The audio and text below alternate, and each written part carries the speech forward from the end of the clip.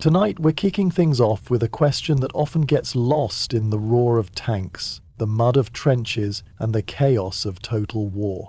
What did soldiers in World War II actually eat? From American K rations to German Osatz spread, Soviet cabbage soup to Japanese rice balls. Tonight, we're peeling back the layers of history, one can of corned beef at a time. Before you settle in, take a second to like the video and subscribe, but only if you truly enjoy what I'm doing here. And let me know in the comments where you're watching from and what time it is for you. It's always fascinating to see this little global community come together. Now, dim the lights, maybe turn on a fan for that soft ambient hume, and let's dive into the forgotten flavors of the front lines. Let's embark on this evening's shared exploration.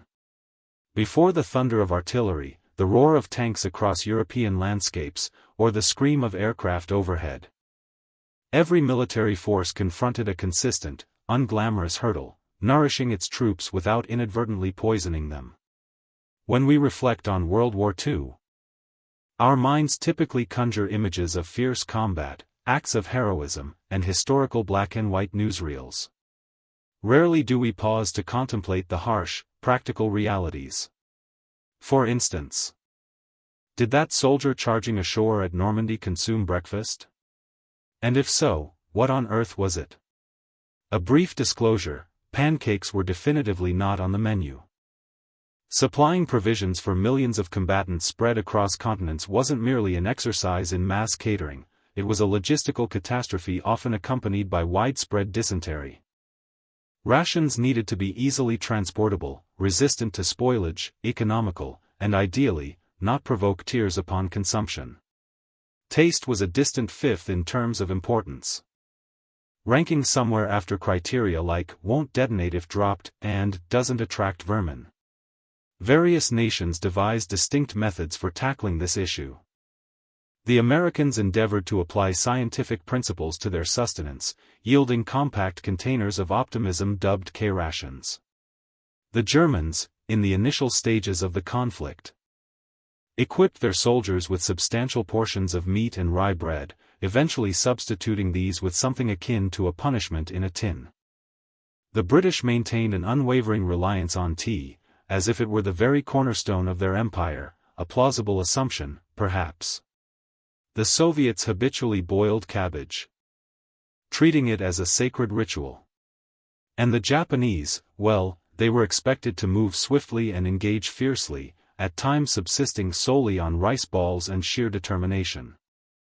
Food transcended mere sustenance, it was a crucial element of morale.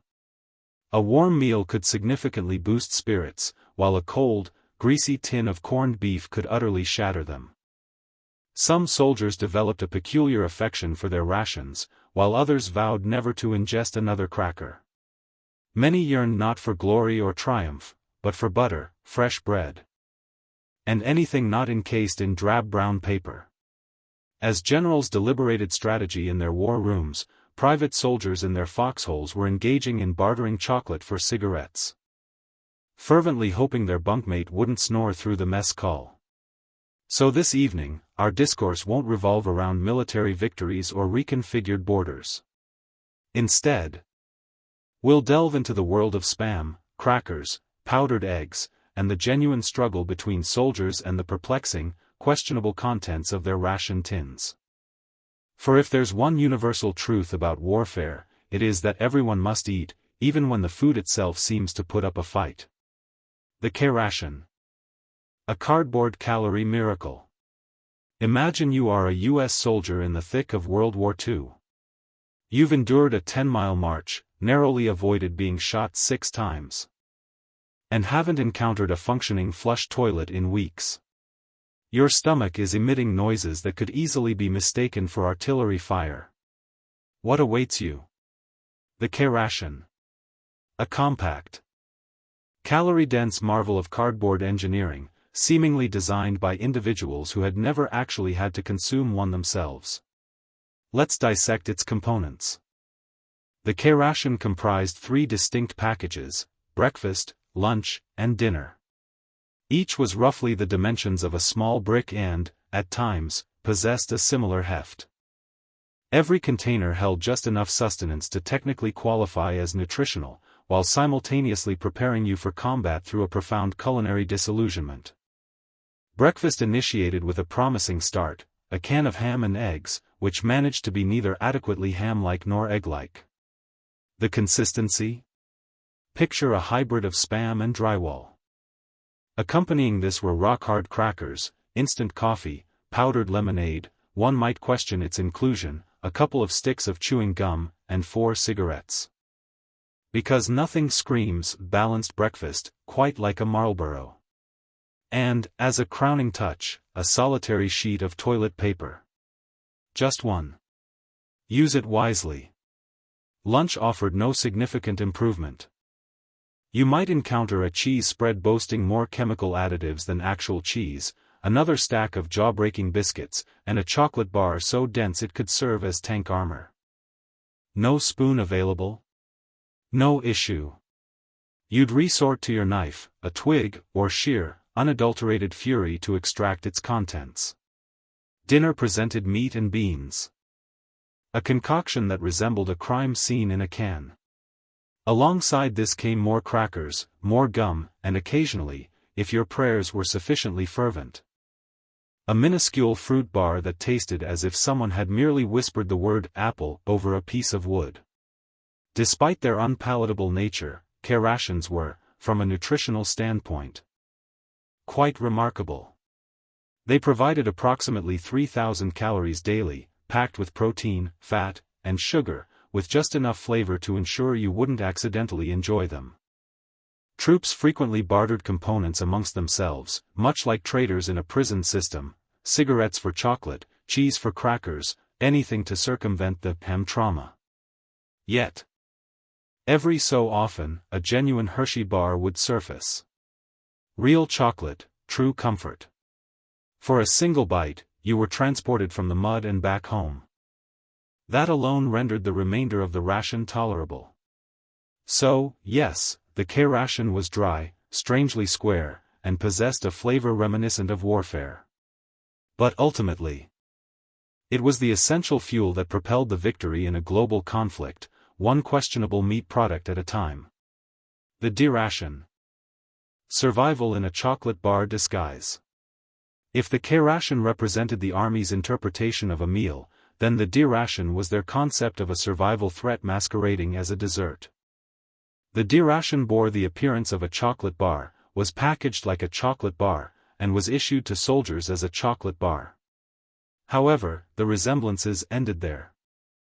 This was certainly not your sweet, comforting Hershey's Kiss. No, the D-ration was meticulously engineered in collaboration with the U.S. Army to achieve 3 primary objectives: 1. To resist melting, 2. To possess an indefinite shelf life, and 3. To taste like absolute despair. It was roughly the size of a deck of cards and possessed a density sufficient to halt a bullet. Indeed, some soldiers swore it had, whether in their packs or their intestines. The ingredients were technically foodstuffs: chocolate, sugar, oat flour, and a touch of cocoa fat. The outcome? A brown brick that could readily function as a bludgeon or emergency construction material. Why was it manufactured in such a manner? Because it was designed to endure the rigors of tropical heat, arid deserts, and frigid tundras without transforming into a viscous goo. And crucially, the military explicitly requested that it be unappetizing, ensuring soldiers would only consume it when truly facing starvation. Mission accomplished. The bar was so incredibly hard that attempting to bite into it without prior softening could lead to significant dental emergencies. Some soldiers attempted to grate it into hot water. Others simply stared at it in bewildered confusion. A few, according to legend, employed it to hammer tent stakes. But, credit where credit is due. It contained calories, approximately 600 per bar, enough to sustain a man through a day of combat, albeit barely. If you found yourself stranded behind enemy lines or trapped in a foxhole with only your rifle and a string of poor decisions, the D-ration might just preserve your life. Emotionally, however, not so much. To the Army's credit, they eventually recognized that providing troops with chocolate that doubled as masonry was detrimental to morale. Later versions of the D ration became marginally softer and vaguely more palatable. But the damage was already done. Soldiers recalled the original bar with the same degree of fondness one reserves for a root canal. So, the next time you hear someone declare, "Chocolate makes everything better," remember the D ration. The bar that unequivocally proved them wrong. The field kitchen. A glimmer of warmth amidst misery. If the K ration was survival sustenance and the D ration was edible punishment, then the field kitchen represented a soldier's sole opportunity to consume something warm, recognizable, and only moderately soul-crushing. Field kitchens, also colloquially known as rolling misery carts, were mobile culinary units towed by trucks or horses. They constituted the military's endeavor at fine dining on the move. And by fine, we mean not cold and not in a can. These kitchens continuously produced industrial quantities of stew, beans, gravy-like concoctions, and enough coffee to propel an infantry division through a minor existential crisis. Meals were dispensed cafeteria-style. Soldiers would queue up with their trusty mess kit, a metal tray that appeared more suited for a science experiment, and shuffle forward, silently imploring that the individual ahead didn't claim the final ladle of something vaguely resembling meat. The food was doled out with military precision, one scoop for you, accompanied by a suspicious glare, and then on to the next private. The menu varied depending on your location. In Europe, you might encounter creamed chipped beef on toast, affectionately and permanently rechristened by the troops as SOS, stuff on a shingle, though most employed a far less polite epithet. In the Pacific, you were fortunate if it wasn't merely rice and fragments of hot dog submerged in broth. Coffee, however, was sacrosanct. It was potent, bitter, and brewed in volumes capacious enough to reanimate the deceased. Soldiers consumed it hot, cold, black, or with powdered milk, as long as it kept them awake and sufficiently irate. The most appealing aspect of the field kitchen experience? The smell. It signified that food was imminent. The worst aspect? Virtually everything else. Your meal was served outdoors, often amidst rain, snow, or a type of mud that harbored its own thriving ecosystem. You sat on rocks, helmets, or the damp ground. Forks were non-existent. There was no ambience. Just you, your comrades, and a tin of beans that might predate your commanding officer. Nevertheless, when it was hot and remotely chewable, field kitchen fare felt like a taste of heaven. It lacked glamour. But in a world dominated by chaos, bullets, and K rations, it was the closest approximation to comfort food. German rations, from abundance to austerity. At the onset of World War II, German soldiers marched into battle with a distinct swagger, immaculate uniforms, and something astonishingly rare in wartime logistics, actual food that genuinely resembled proper meals. The early war Wehrmacht ration was frankly luxurious when compared to what most other armies were grimly choking down. The standard soldier's pack contained rye bread, various sausages, butter, cheese, canned meats, marmalade, and coffee. Well, that's coffee, which we shall address later with the contempted merits.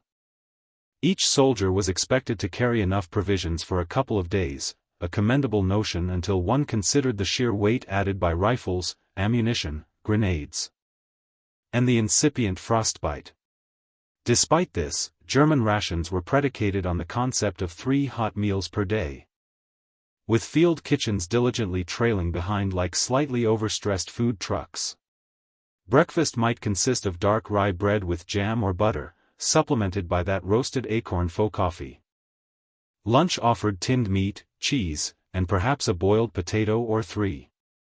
Dinner, if fortune favored you and you weren't actively under artillery bombardment, might be soup or stew concocted from whatever was still mobile that morning. Sausage, particularly Metwurst and Leberwurst, was a dietary staple. It was easily transportable, rich in protein, and vaguely reassuring. It was also, quite notably, incredibly pungent in a sealed tin, transforming every trench into an olfactory blend of iron, sweat, and spicy pork. And naturally, the Germans had bread. Good bread, real bread. Soldiers frequently reminisced more about losing access to proper bread than about losing a warm bed. One Wehrmacht veteran described ration bread as the only softness in an otherwise very sharp war. Field kitchens bolstered this system, ceaselessly producing steaming cauldrons of stews, boiled meats, and dumplings whenever feasible. Morale was high, stomachs were relatively full, and German efficiency appeared insurmountable. But, and there is always a but, this initial golden era of German rations was not destined to last. As the conflict expanded and supply lines grew perilously thin, the sausage turned rancid, the bread became stale, and the once proud field kitchens were left marooned in frozen forests with nothing but icy potatoes and patriotic memories. Nevertheless, for a fleeting, bratwurst-filled period, the average German soldier possessed something immensely valuable in wartime: warm food, respectable coffee substitutes, and the comforting illusion that this whole grim affair might be concluded by Christmas. As World War II relentlessly progressed and Hitler's vision of blitzkrieg glory devolved into a logistical quagmire, German rations took a precipitous turn for the worse. The German Satz. A culinary decline. By 1942, the situation had grown dire, leading to a period of culinary innovation in Germany. The term Satz, a German word roughly translating to imitation or, more accurately, this isn't food, but we're calling it that anyway, became a grim reality. Genuine coffee had vanished. In its place emerged Satzkaffee, a peculiar concoction of roasted acorns, chicory, sugar beet, or barley. It exuded an aroma of despair and tasted akin to something brewed in an old boot. It only technically resembled coffee if you had no prior experience with the beverage and possessed an exceptionally forgiving palate. Once a dark, hearty, and soul-sustaining staple, bread was now heavily adulterated. It was filled with fillers like sawdust, straw flour, potato starch, and whatever else could be legally ground into a powder. While you might still refer to it as bread, your teeth would undoubtedly disagree. Some soldiers wryly remarked that it served a dual purpose as helmet padding. Butter, too, disappeared, supplanted by Olsatz margarine, a pale, flavorless grease that managed to be simultaneously oily and chalky. Meat transformed into a distant memory. Cans of meat product began to appear, their labels conspicuously lacking any specification of the animal involved, and frankly, it was often wiser not to inquire. Even sausages, that hallowed pillar of German cuisine, were diluted. Horse meat entered the mixture, followed by turnip filler. Eventually, some sausages comprised up to 40% plant material. Imagine biting into a bratwurst and encountering a mouthful of damp newspaper. Welcome to the Reich's gastronomic downfall. The issue transcended mere taste. These Satz rations were critically deficient in nutrients, calories, and most importantly, morale. Troops on the Eastern Front, expending thousands of calories daily in sub-zero temperatures, were receiving food incapable of sustaining even a small dachshund. Starvation, illness, and sheer desperation inevitably followed. Soldiers became resourceful, boiling shoe leather, bartering with local populations, or even raiding enemy supply lines just to procure something genuine. A single American chocolate bar could command a higher value than a stack of Wehrmacht bread. What had initially been an efficient, fuel-powered war machine was now operating on little more than cabbage water and caffeine deceptions. The Germans had begun with authentic food. Now they were chewing misery and washing it down with roasted roots. The Eastern Front, where food went to die. If there was a geographical location where food met its ultimate demise during World War II, it was undoubtedly the Eastern Front. Spanning thousands of miles from Berlin to the frigid heart of Russia. The Eastern Front presented the logistical equivalent of attempting to run a pizza delivery service across a glacier while simultaneously enduring gunfire, shelling, and the occasional threat of wolf attacks. German soldiers who once relished sausage and rye bread found themselves huddled in snow drifts, their fingers frozen and their stomachs empty. Rations dwindled, supply lines fractured, and morale evaporated faster than soup, which is to say, not at all. Let's consider that, soup. A meal on the Eastern Front often amounted to hot water with a few potato peels, if one was exceptionally fortunate.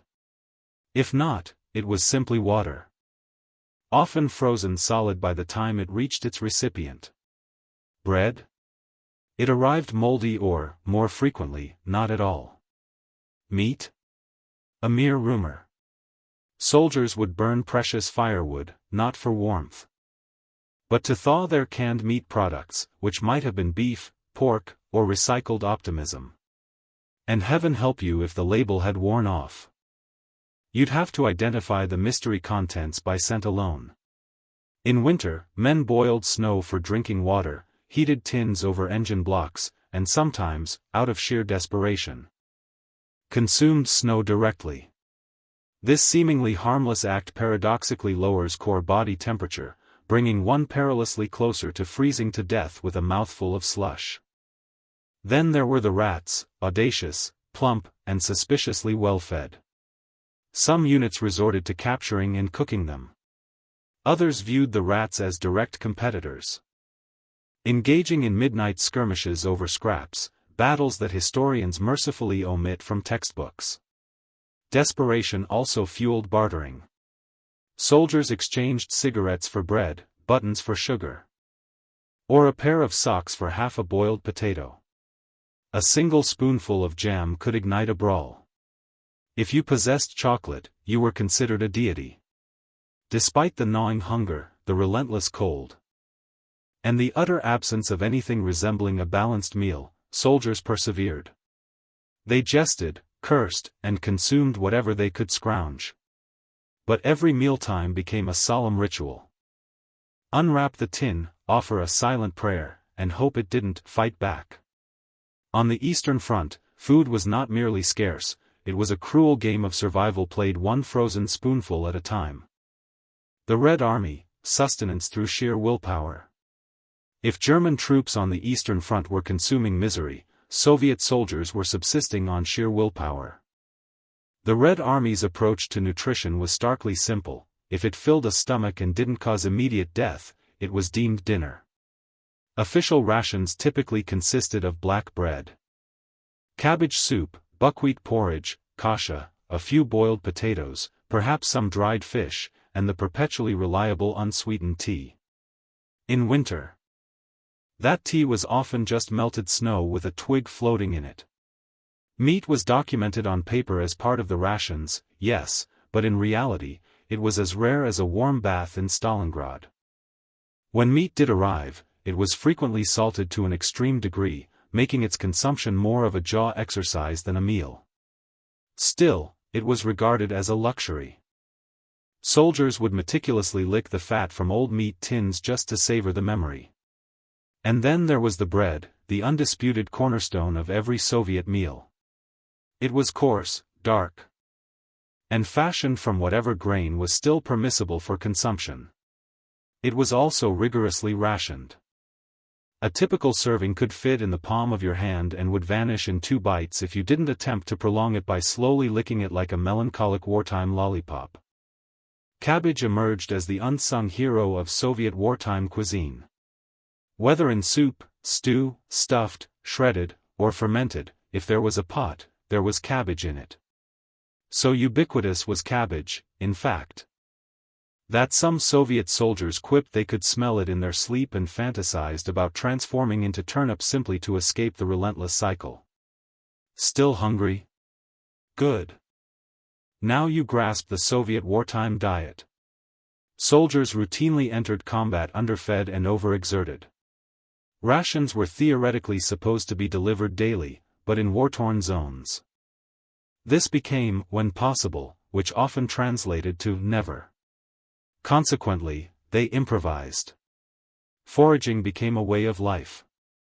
Soldiers unearthed frozen potatoes from abandoned farms, hunted wild animals when opportunities arose, and bartered cigarettes or spare boots for a boiled egg. Occasionally, they even traded with German prisoners of war, food for silence. The true miracle was their endurance. Malnourished, exhausted, yet utterly relentless, Soviet troops pressed forward on fumes and boiled cabbage, demonstrating that sometimes what truly sustains a soldier isn't calories, but an indomitable, cabbage-fueled stubbornness. Red Army improvisation. The culinary art of survival. When official rations invariably ran dry, Soviet soldiers did not simply starve in silence, they adapted with loud ingenuity. With a blend of creativity, desperation, and occasionally the culinary sensibilities of a raccoon, Red Army troops transformed battlefield improvisation into an extreme sport.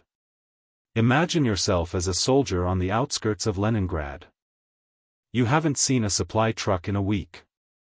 Your cabbage soup has regressed to mere water with a single floating leaf, and your last piece of black bread has sprouted a beard. What do? Option 1, forage. Soldiers meticulously scoured the countryside for anything remotely edible. This included berries, tree bark, boiled grass, dandelions, and even flower bulbs. One particularly resourceful unit discovered how to roast shoe leather, not because it tasted good, it didn't, but because it was, technically, organic. Option 2, barter. A spare pair of socks might procure you a potato, a broken watch perhaps a spoonful of lard. Tobacco served as currency, soap was akin to gold. And if you possessed a tin of meat, you could persuade someone to pen a letter home for you and even clean your rifle. Option 3, theft, or, as they euphemistically termed it, unauthorized logistics. Soviet soldiers occasionally raided abandoned German outposts solely for food. One Red Army veteran vividly recalled the sheer euphoria of discovering a box of Wehrmacht sausages. The first time I cried and salivated at the same time. Field kitchens, when operational, were masters of enigmatic cooking. Cooks would toss in whatever ingredients they possessed, beets, onions, mystery meat, pickled vegetables dating back to 1913. The resulting soup was often red, hot, and suspiciously chewy, but it largely kept you going. And yet, despite these hardships, morale did not collapse. Why? Because Soviet culture glorified suffering as a testament to strength. Soldiers transformed deprivation into a badge of honor. They recounted jokes about their meager rations. They sang songs about dried fish. They even gave names to their tin cups. An act that was either a display of camaraderie or a symptom of a mild fever dream. In the Red Army, mealtime was not about flavor, it was about survival theater. Every bowl of borscht, every crumb of bread, was a defiant declaration, we're still here. The British Army, enduring on tea and stubbornness.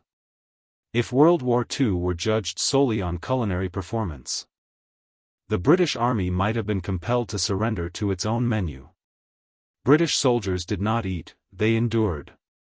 Their rations constituted a war within the larger conflict. A daily ritual of unseasoned punishment washed down with an inexhaustible supply of optimism and as much tea as humanly possible. Let's begin with the sacred trinity: tea, hardtack biscuits, and bully beef. Tea was paramount. More than just a beverage, it was morale in liquid form. Soldiers brewed it in tin mugs, mess tins, helmets, or anything that could retain heat and didn't leak excessively. At times, there was no milk, no sugar, no dignity, just hot brown water and hope, but it undeniably carried them through. Hardtack biscuits were seemingly designed to outlast the soldiers themselves. Dense, chalky, and almost utterly tasteless, they possessed the structural integrity of roofing tiles. They served multiple purposes as plates, coasters, or even makeshift armor in a desperate situation.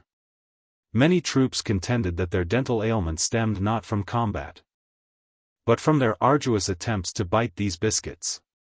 Then came bully beef, also known as tinned corned beef. It possessed the visual appeal of canned cat food and the consistency of congealed regret. It was excessively salty, oily, and could be consumed hot, cold, or with the appropriate degree of emotional detachment. You might slice it, fry it, dice it, or simply stare at it until your appetite made a hasty retreat from the tent. Also included in the standard ration were powdered eggs, which somehow bore no resemblance in taste to actual eggs, tinned jam, which possessed the adhesive quality to glue your jaw shut, and a scattering of oatmeal, chocolate, and dried fruits, all arriving in tins that required a crowbar and a prayer to open. The British Army made no pretense that its food was delicious. It merely asserted that it was sufficient, and in fairness, it kept soldiers alive, albeit barely.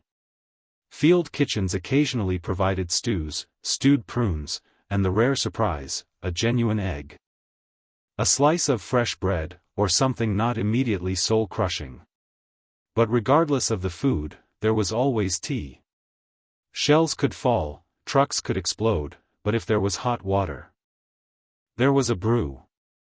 And in that steaming mug, nestled in a muddy trench, lay Britain's greatest ration of all, stubbornness in a cup. By the midpoint of the war, British soldiers were not merely battling the Axis powers, they were contending with ration fatigue, an insidious, invisible adversary disguised as yet another tin of corned beef. The British military supply system was tenuously held together by string, hope, and a suspicious abundance of triplicate forms. Engaging in combat across multiple continents, from North Africa to Italy and into the jungles of Burma, meant that rations grew progressively stranger the farther one ventured from London, becoming colder and often far squishier. A ration dispatched to Cairo might arrive marginally warm and palatable. Conversely, a ration intended for the Burmese jungle could reach its destination moldy, half-consumed by ants, and a full 2 weeks behind schedule. Yet, soldiers still saluted it, warmed it, and consumed it. Such was the embodiment of British resilience, quietly chewing through despair. Water was invariably boiled, not solely to eradicate bacteria, but because boiling signified tea. Tea held a sacred status. Men would willingly brave sniper fire to retrieve a kettle. A warm cup could be the pivotal difference between a complete breakdown and a fleeting moment of quintessential British dignity amidst the mud. When provisions were scarce, which was often the case, soldiers became remarkably resourceful. They rehydrated powdered milk to serve as tea whitener, spread jam onto hardtack with the blunt edge of bayonets, and seasoned their meat with copious amounts of sarcasm.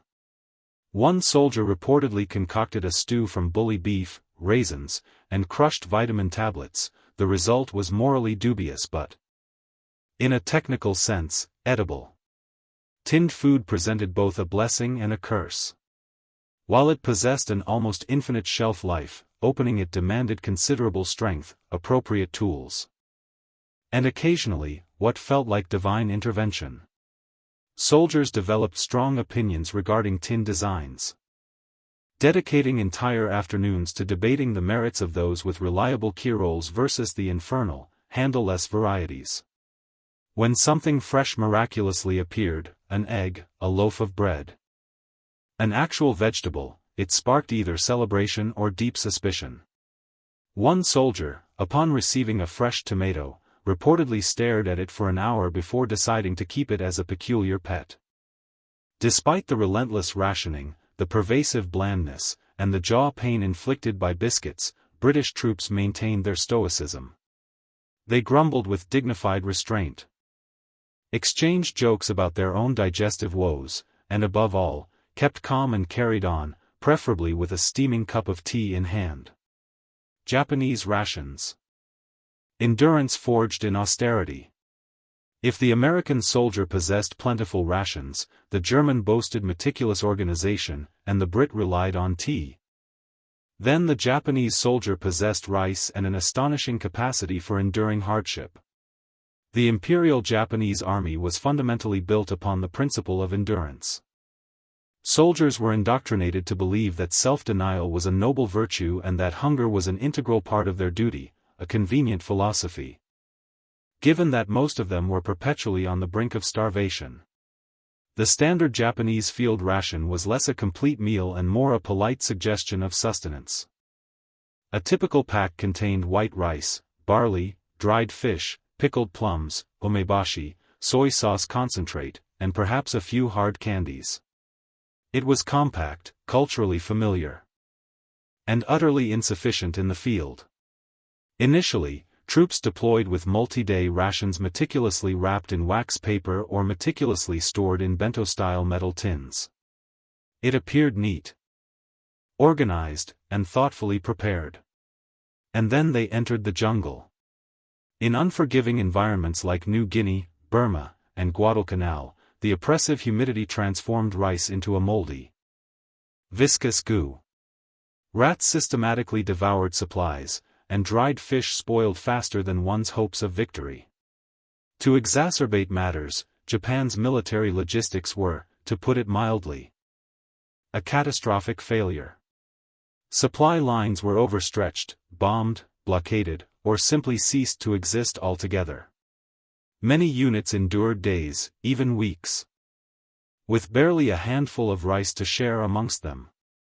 Soldiers resorted to foraging, raiding local villages, or consuming jungle plants whose nutritional value ranged from marginally beneficial to inducing hallucinations before collapse. In more desperate circumstances, they hunted lizards, insects, or even rats. One soldier recounted making a soup from boiled grass and boot leather simply to quell the gnawing emptiness in his stomach. To their credit, or perhaps to our horror, Japanese troops rarely vocalized complaints. They genuinely believed that hardship was honorable, starvation was glorious, and marching barefoot was inspirational. As for rice infested with weevils, that was simply added protein. Occasionally, miso paste or powdered green tea was available.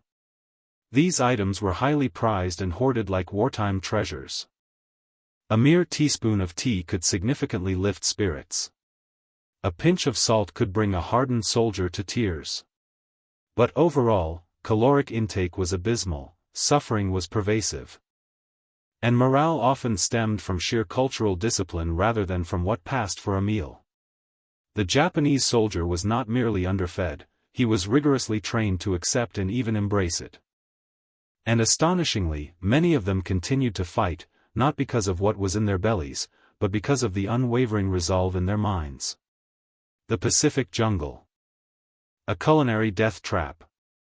The jungles of the Pacific, from a distance, appeared lush and verdant, like a tropical paradise, assuming one could disregard the rampant diseases, the insidious leeches, and the pervasive stench of slow death. However, for soldiers on both sides, particularly the Japanese, the jungle was far from a source of sustenance. It was a leafy green death trap characterized by oppressive humidity and a hostile temperament. Supply lines in the Pacific were notoriously unreliable. Tropical storms, naval blockades, and relentless enemy ambushes all conspired to transform every delivery of rice, beans, or salt fish into an act of divine fortune. And when the food failed to arrive, the jungle offered no solace. Many Japanese units found themselves completely cut off from resupply for weeks on end. Soldiers were forced to rely on the land, which would have been acceptable if the land possessed any understanding of their plight. Unfortunately, the jungle teemed with plants that appeared edible but were poisonous, animals that were edible but impossibly fast, and insects that were not only inedible but actively aggressive. Rations spoiled within hours. Canned goods rusted shut. Rice grew mold faster than one could even start a fire. A soldier on Guadalcanal vividly wrote, "Everything here is wet. Even my appetite is damp." When fortunate, they consumed boiled roots, wild fruits, frogs, or jungle fowl, provided they could be caught. When unlucky, their diet consisted of tree bark, shoe leather, rotting palm stems, or water flavored with sheer desperation. Stories abound of soldiers boiling the same handful of rice 3 times to extract every last shred of sustenance. Others fermented what little remained into a starchy, semi-putrid porridge known chillingly as jungle glue. And then there were the horrifying rumors, accounts of cannibalism among starving units, particularly during protracted sieges. While not widespread, it did occur, men driven to the absolute brink by the horrors of war, profound isolation, and the agonizing emptiness of their stomachs. If anything can strip away the romanticism of the Pacific theater, it is that grim little footnote. Disease followed closely behind starvation. Malaria, dysentery, and dengue fever, all exacerbated by severe malnutrition, claimed countless lives. Soldiers perished not from bullets, but from hunger and insidious infection, slowly and invisibly. The jungle was impartial. It cared not for whom you fought. It offered no food, no shelter. It simply waited for you to weaken, and then it consumed you. Culinary alchemy. Improvisation on the front lines. War may decimate cities, but it also unleashes the astonishing culinary creativity of incredibly hungry, profoundly desperate individuals armed with bayonets and perhaps a single can of Spam. Across every front, soldiers didn't merely consume their rations, they negotiated with them. They bartered, swapped, stretched, crushed, fried, and occasionally, even worshipped the more palatable components. Food was fuel, certainly, but it was also a form of entertainment and, at times, a mad science experiment. In American foxholes, GIs ingeniously transformed K-ration crackers into improvised pancakes, mixing them with powdered eggs and coffee creamer, then frying the concoction over a small fire. The final product might have tasted like despair, but it was warm despair, which offered a surprising measure of comfort. Canned cheese, melted into an oily paste over hot beans, became a makeshift trench fondue. Spam, sliced, pan-fried, and layered between biscuits, formed the world's most melancholic sandwich. Even chewing gum discovered new applications, sealing leaky canteens or serving as currency to bribe a comrade for an extra cigarette. British soldiers, armed with their indestructible hardtack and enigmatic jars of jam, fashioned jam buddy sandwiches by forcibly smashing 2 biscuits together with jam until their teeth collectively surrendered. One squad in North Africa famously combined bully beef with dried fruit and dubbed it Desert Delight. Another unit christened their nightly stew Stuff, because no one, including the cook, could any longer identify its contents. On the Eastern Front, Soviet soldiers repurposed empty shell casings as soup pots, boiled cabbage in their helmets, and roasted anything with legs, including, on one memorable occasion, a stolen German sausage that required 3 men to defend it. Even the Japanese, despite their severely limited supplies, found ways to repurpose leftovers. Rice was refried with pickled vegetables to create onigiri-style cakes, and dried seaweed was hoarded for flavoring water when absolutely nothing else remained. These were not gourmet meals. They were acts of wartime alchemy. Field improvisation transformed boredom into morale, converted not enough into this will do, and rendered a great deal of food marginally less terrifying. Because when you're trapped in a trench, a jungle, or a ruined farmhouse, your mess kit becomes your kitchen, your bayonet transforms into a spatula. And your meal is a profound miracle that you've survived long enough to consume it. The lasting flavor of war, memories and meals. Long after the guns fell silent. Long after uniforms were meticulously packed away and medals carefully boxed in drawers, one indelible element remained with the veterans of World War II, the food. Or, more precisely, the memory of the food. For countless soldiers, rations were more than mere sustenance. They formed the poignant backdrop to trauma, deep camaraderie, profound grief, pervasive boredom, and enduring hope. A single bite of bully beef could vividly conjure a foxhole in France. A faint whiff of cabbage soup could transport one back to the frozen trenches outside Stalingrad. A can of Spam was not simply meat, it was a snapshot in time. Some veterans recalled their wartime meals with a dark, mordant humor. American veterans would jest about grimly choking down a deer ration as if it owed them money. British troops swapped tales of attempting to trade their hardtack biscuits with locals, only to be met with incredulous laughter. One Soviet veteran claimed he couldn't bring himself to eat bread for years after the war, not out of hatred, but because it felt like sacred ground. Food demarcated the subtle boundaries of war. A fresh apple signified proximity to a farm and, perhaps, the promise of peace. A steaming stew from a field kitchen meant you wouldn't be dying that day. Even bad coffee implied that someone cared enough to boil water. Then there were the care packages, those precious, morale-boosting gifts from home.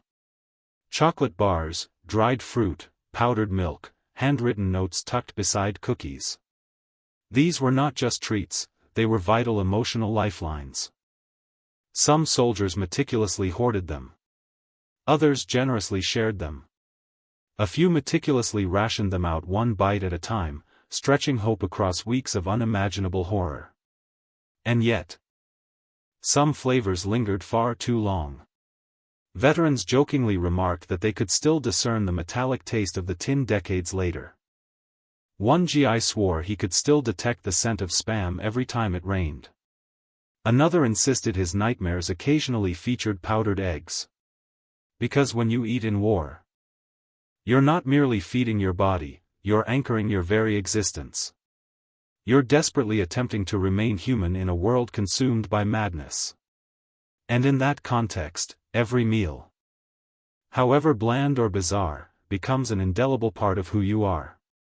So, the next time you casually toss a snack into the microwave, take a moment to consider those soldiers, cooking with firewood, bayonets, and sheer, unwavering determination. For them, every single bite was an act of survival, and the taste, it never truly faded. The fledgling American Republic found itself grappling with its first major internal turmoil almost immediately after the ink dried on the U.S. Constitution. This crisis didn't stem from foreign adversaries or political factions, but from a far more potent catalyst, whiskey. In the early 1790s, the newly independent nation was drowning in debt from the Revolutionary War. President George Washington and his astute Treasury Secretary, Alexander Hamilton, urgently needed a fiscal strategy. Hamilton, ever the financial genius, proposed an excise tax on domestically produced distilled spirits, with whiskey being the most prevalent. To the refined urban elites and coastal merchants, this seemed a perfectly sensible measure. However, to the rough-and-tumble settlers on the western frontier, it felt like a direct affront from a powdered Whig aristocrat. Out west, particularly in regions like western Pennsylvania, whiskey was more than just a beverage, it functioned as a form of currency. Farmers converted their surplus grain into whiskey because it was significantly easier to transport, less susceptible to spoilage, and far more lucrative than raw crops. Bartering whiskey for goods and services was an ingrained part of their daily existence. Consequently, when the federal government imposed a tax on it, many frontier inhabitants viewed it not as a necessary revenue-generating initiative, but as a profound betrayal. It was a stark reminder that power was seemingly gravitating back towards the same kind of distant authority they had just fought a revolution to escape. Adding insult to injury, the tax structure itself appeared meticulously designed to disadvantage small-scale producers. Large distilleries could simply remit a flat annual fee. But the multitude of small-time distillers scattered throughout the Appalachian Hills were compelled to pay per gallon. In essence, the little guy bore a disproportionately higher tax burden. With federal tax collectors arriving on horseback to enforce this new legislation, tensions quickly escalated to a boiling point. Initially, the resistance was relatively minor. Inspectors faced threats, tax documents were deliberately incinerated, and revenue officers were politely but firmly instructed to leave. Yet, this polite defiance soon morphed into outright violence. Tar and feathering rituals, a relic of colonial protests, re-emerged. Taxmen were driven from their homes. In one particularly egregious incident, a revenue officer was stripped naked, bound to a tree, and had his hair forcibly shorn, frontier justice infused with moonshine-fueled rage. And throughout this escalating turmoil, President Washington observed silently, patiently waiting, though not for long. Because what had begun as a mere tax protest was rapidly spiraling into an armed insurrection. An event that would ultimately test the very foundation of the Constitution and Washington's unwavering resolve to uphold it. The rebellion takes shape, from grumbling to guns. By 1792, the whiskey tax had become not just unpopular, but downright incendiary. In the remote, backwoods communities of Pennsylvania, Kentucky, and Virginia, opposition was transforming from sporadic grumbling into coordinated defiance. Tax collectors grew intimately familiar with two distinct sounds: the shattering of windows and the ominous crack of gunfire overhead. The western counties of Pennsylvania became the volatile epicenter of what many now openly labeled an outright rebellion. Meetings were convened in local taverns and rustic cabins, where kegs of homemade whiskey stood conspicuously beside loaded muskets. These gatherings were far from mere drunken complaints. They were meticulously organized assemblies. Local residents formed their own militias, issued direct threats to federal officials, and even passed their own resolutions vociferously condemning the excise tax. Some steadfastly refused to conduct business with anyone who complied with the tax. It was a peculiar blend of popular protest, organized intimidation, and a generous helping of corn liquor. In 1793, the situation further intensified. Tax collectors and their sympathizers were ambushed, subjected to brutal whippings, and publicly humiliated. One unfortunate individual was captured and paraded through town with a sign emblazoned with the word "coward" conspicuously hung around his neck.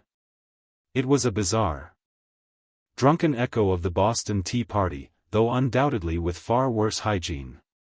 The federal courts responded by issuing subpoenas, aiming to bring the instigators of the rebellion to justice. However, serving legal documents proved exceedingly difficult in an environment where the local sheriff might himself be an active participant in the mob. The entire region was effectively descending into a state of lawlessness. Local officials either deliberately turned a blind eye or quietly aligned themselves with the insurgents. President Washington, typically a paragon of calm and measured deliberation, began to clench his false teeth in frustration. The Whiskey Rebellion threatened not only public order but also the very legitimacy of federal law. If the nascent government proved incapable of enforcing its own taxes, then what purpose did the Constitution serve? What was the ultimate point of governance itself?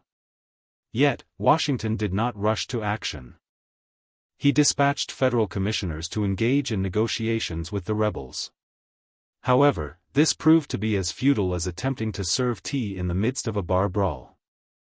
The rebels had already established their own committees, held conventions, and in some instances, openly discussed outright secession.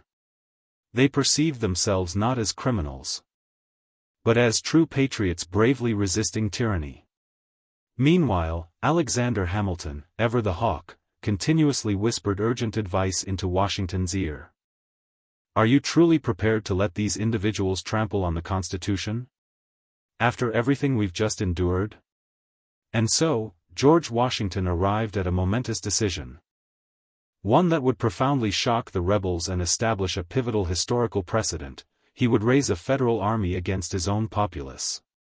Washington's army marches, a show of force. By 1794, the Whiskey Rebellion had escalated beyond a mere backcountry tantrum. It represented a direct and overt challenge to federal authority. George Washington, who had spearheaded a revolution just a decade earlier, now found himself in the extraordinary position of leading an army against fellow Americans, the very citizens he had helped liberate. And this was no mere ragtag militia. Washington summoned a force of over 12,000 troops, a contingent nearly 3 times the size of the force he commanded at the Battle of Trenton. This formidable army comprised state militias from Maryland, New Jersey, Virginia, and Pennsylvania. Many of these troops were genuine volunteers, while others were voluntold to participate. It constituted the largest federal military deployment ever assembled in the United States up to that point. And it was not marching to war with the British or the French. It was advancing westward to quell angry farmers armed with pitchforks and moonshine stills. Hamilton, never one to miss a dramatic spectacle, rode out with the army, embodying a powdered wig version of Patton.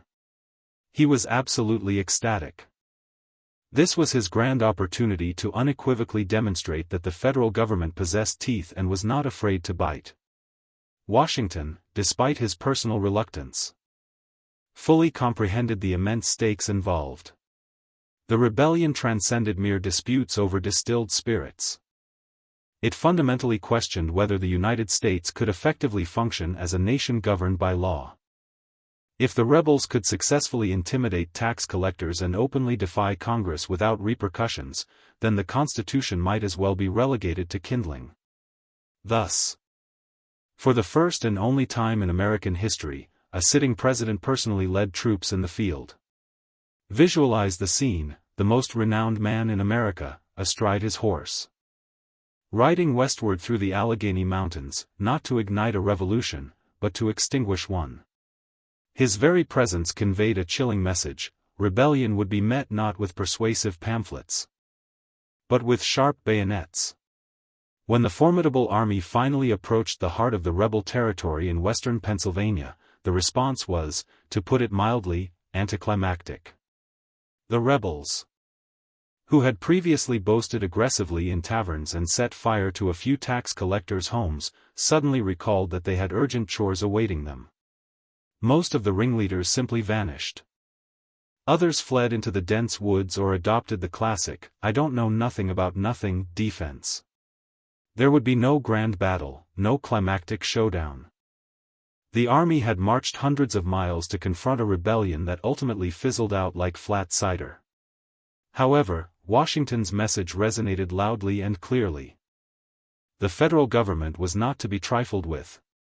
With the rebellion decisively quelled before a single retaliatory shot was fired, the soldiers turned and headed home, as did George Washington. The aftermath: justice, mercy, and political divisions. Now came the inevitable cleanup: arrests, trials, and justice administered in the federal style. A handful of rebel leaders were apprehended. Though the term "leaders" might be a generous overstatement, many of the more radical agitators had successfully slipped away into the wilderness. What remained were a few unfortunate individuals who were caught due to ill-timing or poorly chosen hiding spots. Ultimately, 20 men were transported to Philadelphia to face trial for treason. The trials, however, did not unfold as Hamilton might have envisioned. Evidence was often patchy, witnesses were understandably terrified to testify, and the jury, composed of their fellow Pennsylvanians, was hardly eager to condemn their neighbors to the gallows. In the end, only 2 men were actually convicted of treason. And even those verdicts were met with a degree of skepticism. These were not dangerous warlords, they were impoverished farmers who had made regrettable decisions. And Washington, no stranger to the complexities of rebellion himself, chose mercy over vengeance. In a move that astonished some and reassured others, he pardoned both men. His message was clear: yes, the government would enforce the law, but it would not, in the process, devolve into a tyrant. This act of clemency proved to be as profoundly significant as the initial display of force. Washington had demonstrated unyielding strength, but he also exhibited crucial restraint. The new federal government was not going to cruelly crush its citizens underfoot, as a monarchy might have done. Instead, it would govern through law, tempered by justice. Meanwhile, Hamilton grumbled, wishing for more heads to roll, metaphorically if not literally. He viewed the rebellion as irrefutable proof that the common populace could not be trusted with excessive freedom, especially when whiskey was involved. But Washington grasped the deeper political implications. True legitimacy did not emanate from cracking skulls. It arose from demonstrating that the nascent republic could effectively balance authority with compassion. The rebellion had concluded, but the precedent it established would resonate for generations. The United States had successfully navigated its first genuine test of federal authority, and it did not descend into chaos. Still, lingering questions persisted. Would future presidents adhere to the same logic? Would mercy consistently follow the exercise of power? And, perhaps most importantly, was this the definitive end of frontier rebellion? Or merely the beginning? The muskets were holstered, the rebels pardoned, and the whiskey stills quietly resumed their bubbling in the hills. Politically, however, the whiskey rebellion left a lingering hangover that would persist for years. The event had unequivocally proven that the federal government possessed the undeniable power to enforce its own laws. Yet, it also ignited the fuse on deep-seated political divisions that had already been smoldering beneath the surface of the young nation. At the heart of the conflict lay two fundamentally opposing visions for America. On one side stood Alexander Hamilton and the Federalists, champions of order, commerce, a robust central government, and powdered Whigs that could, theoretically, stop a bullet. They interpreted the rebellion as clear evidence that the unruly rural areas required firm governance. On the other side were the Jeffersonian Republicans, who harbored profound distrust of centralized power. They fervently believed in the virtuous yeoman farmer, advocated for local control, and steadfastly resisted the very kind of governmental overreach they had fought a revolution to escape. To them, the federal response to the Whiskey Rebellion was not a heroic act of law enforcement. It was an act of egregious overkill. Sending 12,000 troops after a few farmers with barrels of corn mash felt akin to deploying a cannon to swat a fly. Thomas Jefferson, then serving as Washington's vice president, made no secret of his strong opinions. Privately, he acidly referred to the federal march as a monarchical adventure. He firmly believed that Washington's dramatic show of force only alienated the common man further from the government, pushing them directly into the welcoming embrace of the Republican cause. And indeed, in the immediate aftermath of the rebellion, a curious phenomenon occurred: the Republican Party began to gain significant traction. Out on the frontier, where distrust of federal authority had fermented much like whiskey itself, support for Jefferson's ideals surged. These were no longer just drunken and angry farmers, they were now voters. And they were deeply incensed at being treated like common criminals for resisting a tax they could barely afford. The rebellion had failed on the battlefield. Yet it powerfully succeeded in invigorating anti-federalist sentiment. It significantly accelerated the emergence of America's first genuine political parties, sharpening the ideological divide between those who championed a robust, centralized state and those who advocated for individual states to retain greater autonomy. So, while no conventional war had erupted, a new kind of conflict had commenced, one fought not with muskets and torches, but with ballots, impassioned speeches, and competing ideologies.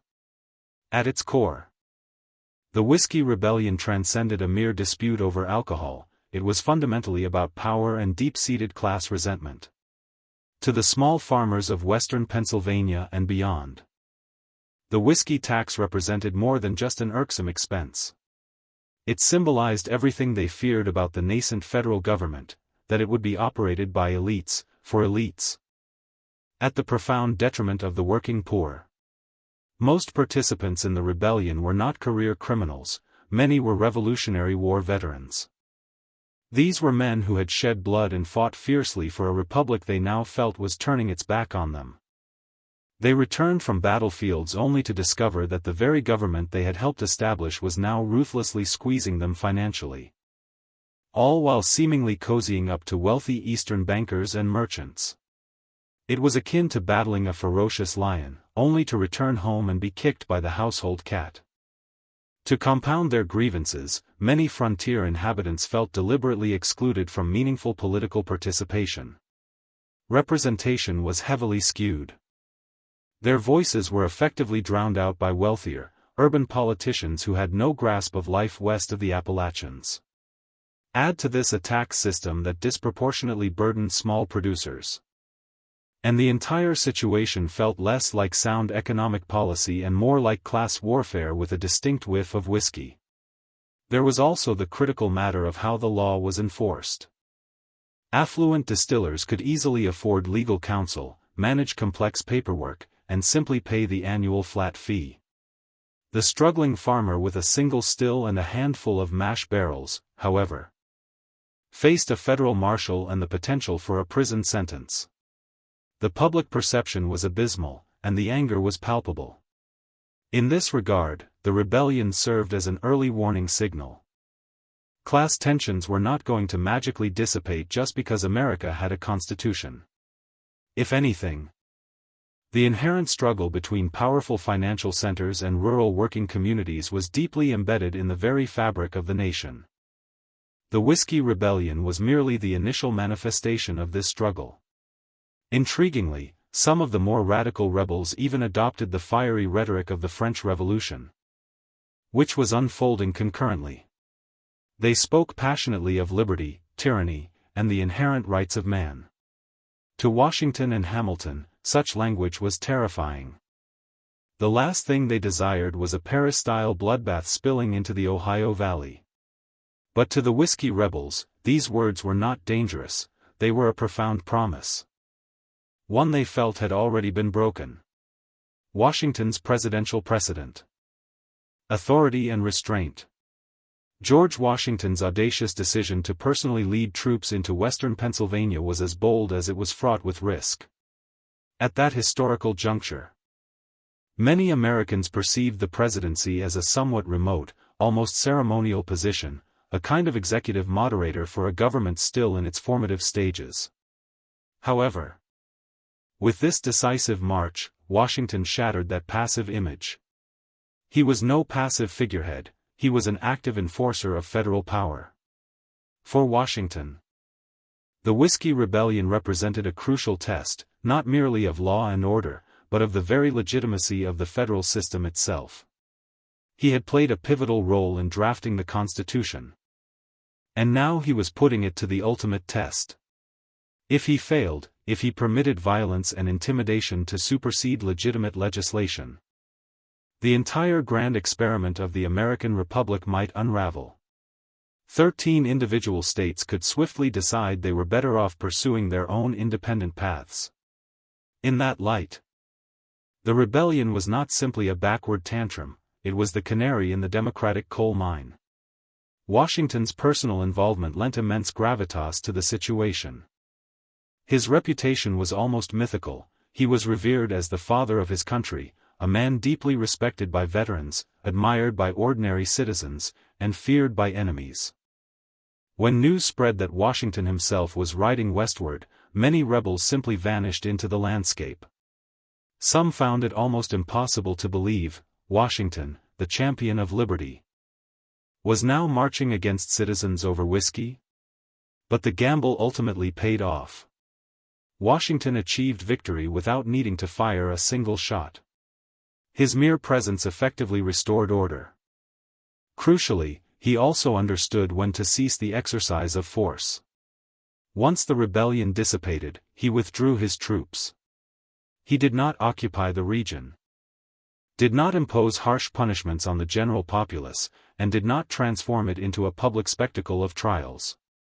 He simply, yet firmly, reminded everyone that adherence to the law was not optional. Yet, not everyone applauded his actions. Some, particularly within the Jeffersonian camp, accused Washington of utilizing military force to suppress legitimate political dissent. They characterized the march as an overreaction, an excessive display of executive muscle that could have rapidly spiraled into ugliness.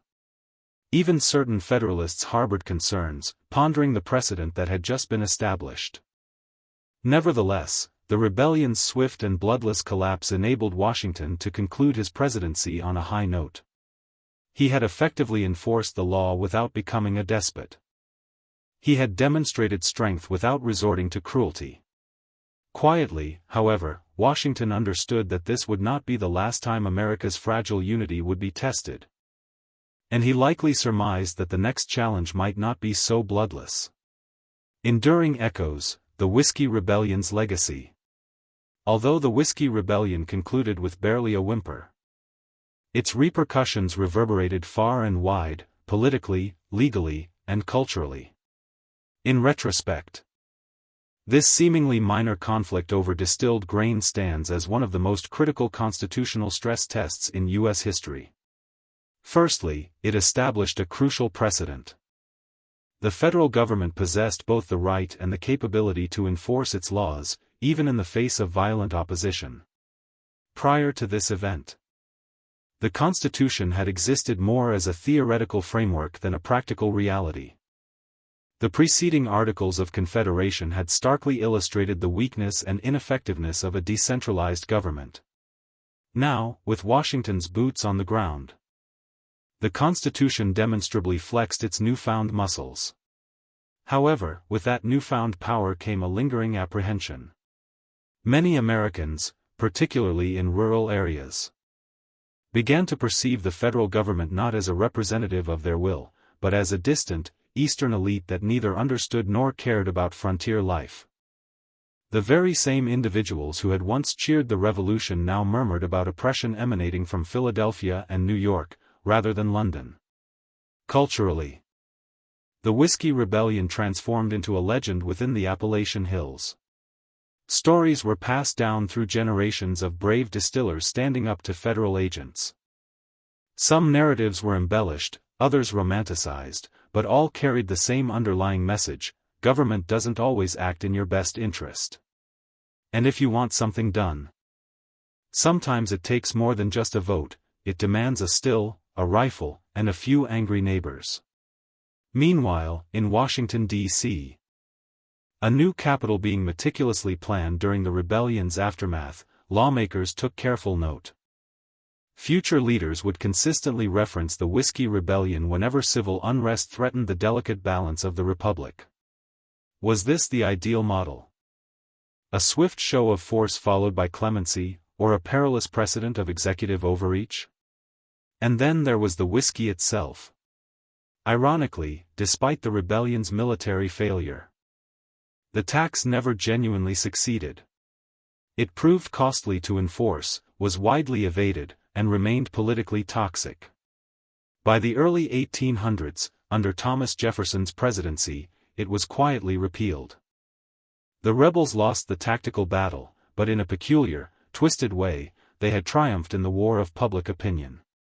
The frontier never forgot, nor did the government.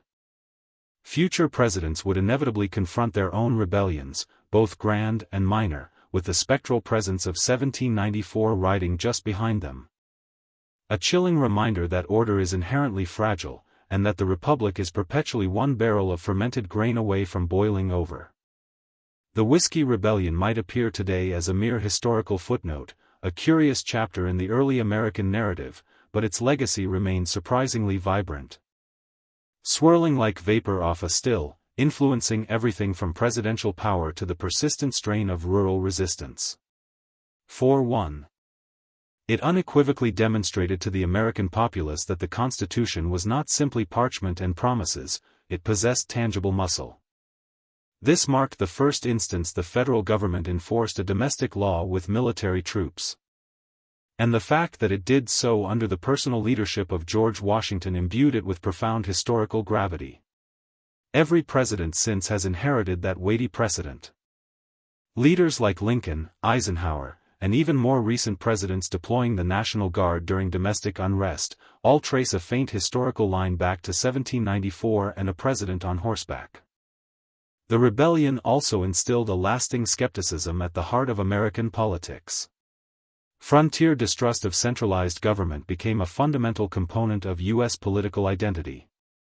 The rebellion's failure did not diminish this. Instead, it proved to millions that distant elites could and would wield their power when it suited them.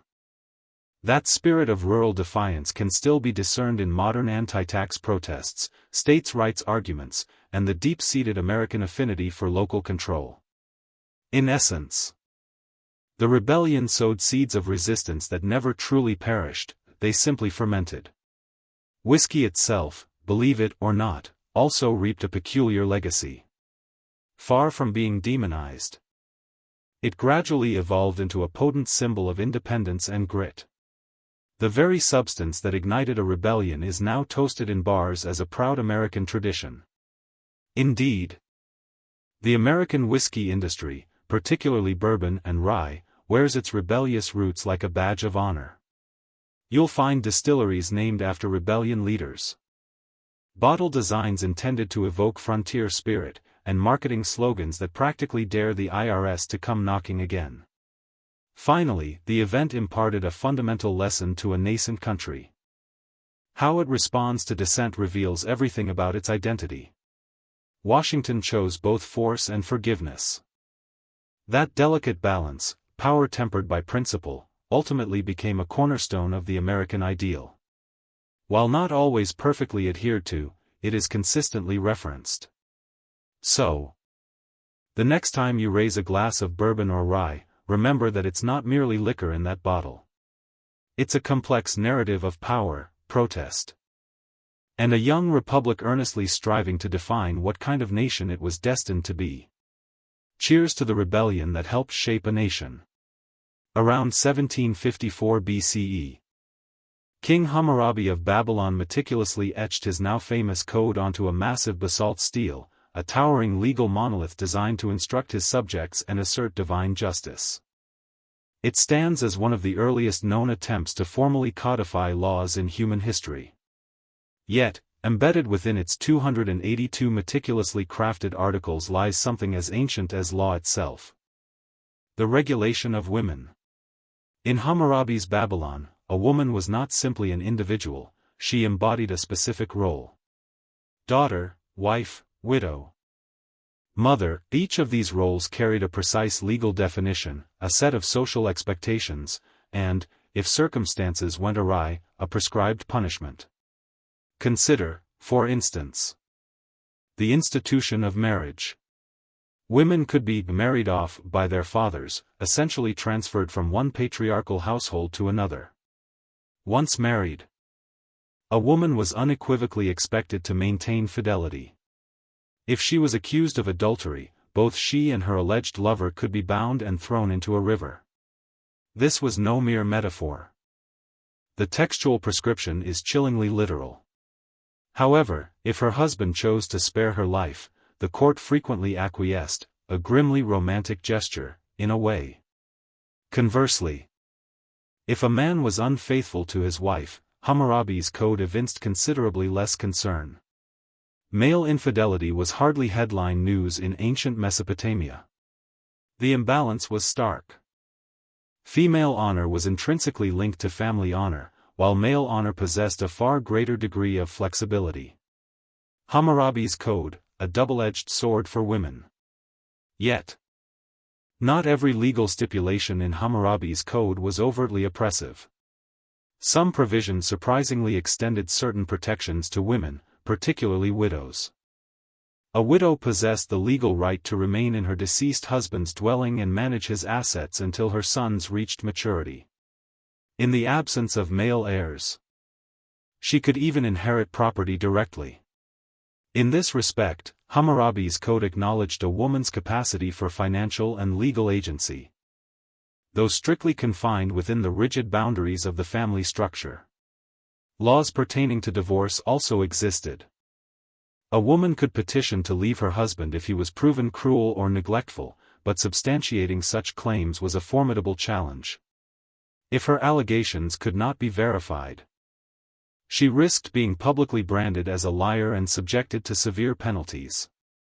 Justice, it seemed, was not entirely impartial, it simply squinted harder when the accused woman wore a veil. So, what insights does Hammurabi's code offer regarding women in ancient Babylon? it reveals they were far from invisible. On the contrary, they were explicitly named, systematically categorized, frequently judged, and at times, afforded protection, but always through the pervasive lens of control. The law prescribed their place, but rarely granted them the authority to meaningfully shape it. Ancient Egypt, progressive rights, social constraints. Journey a few hundred miles west from Babylon and fast forward several centuries, and you arrive in ancient Egypt. A civilization where the concept of justice was personified by Ma'at, the goddess of truth, balance, and cosmic order. In stark contrast to many of their Mesopotamian neighbors.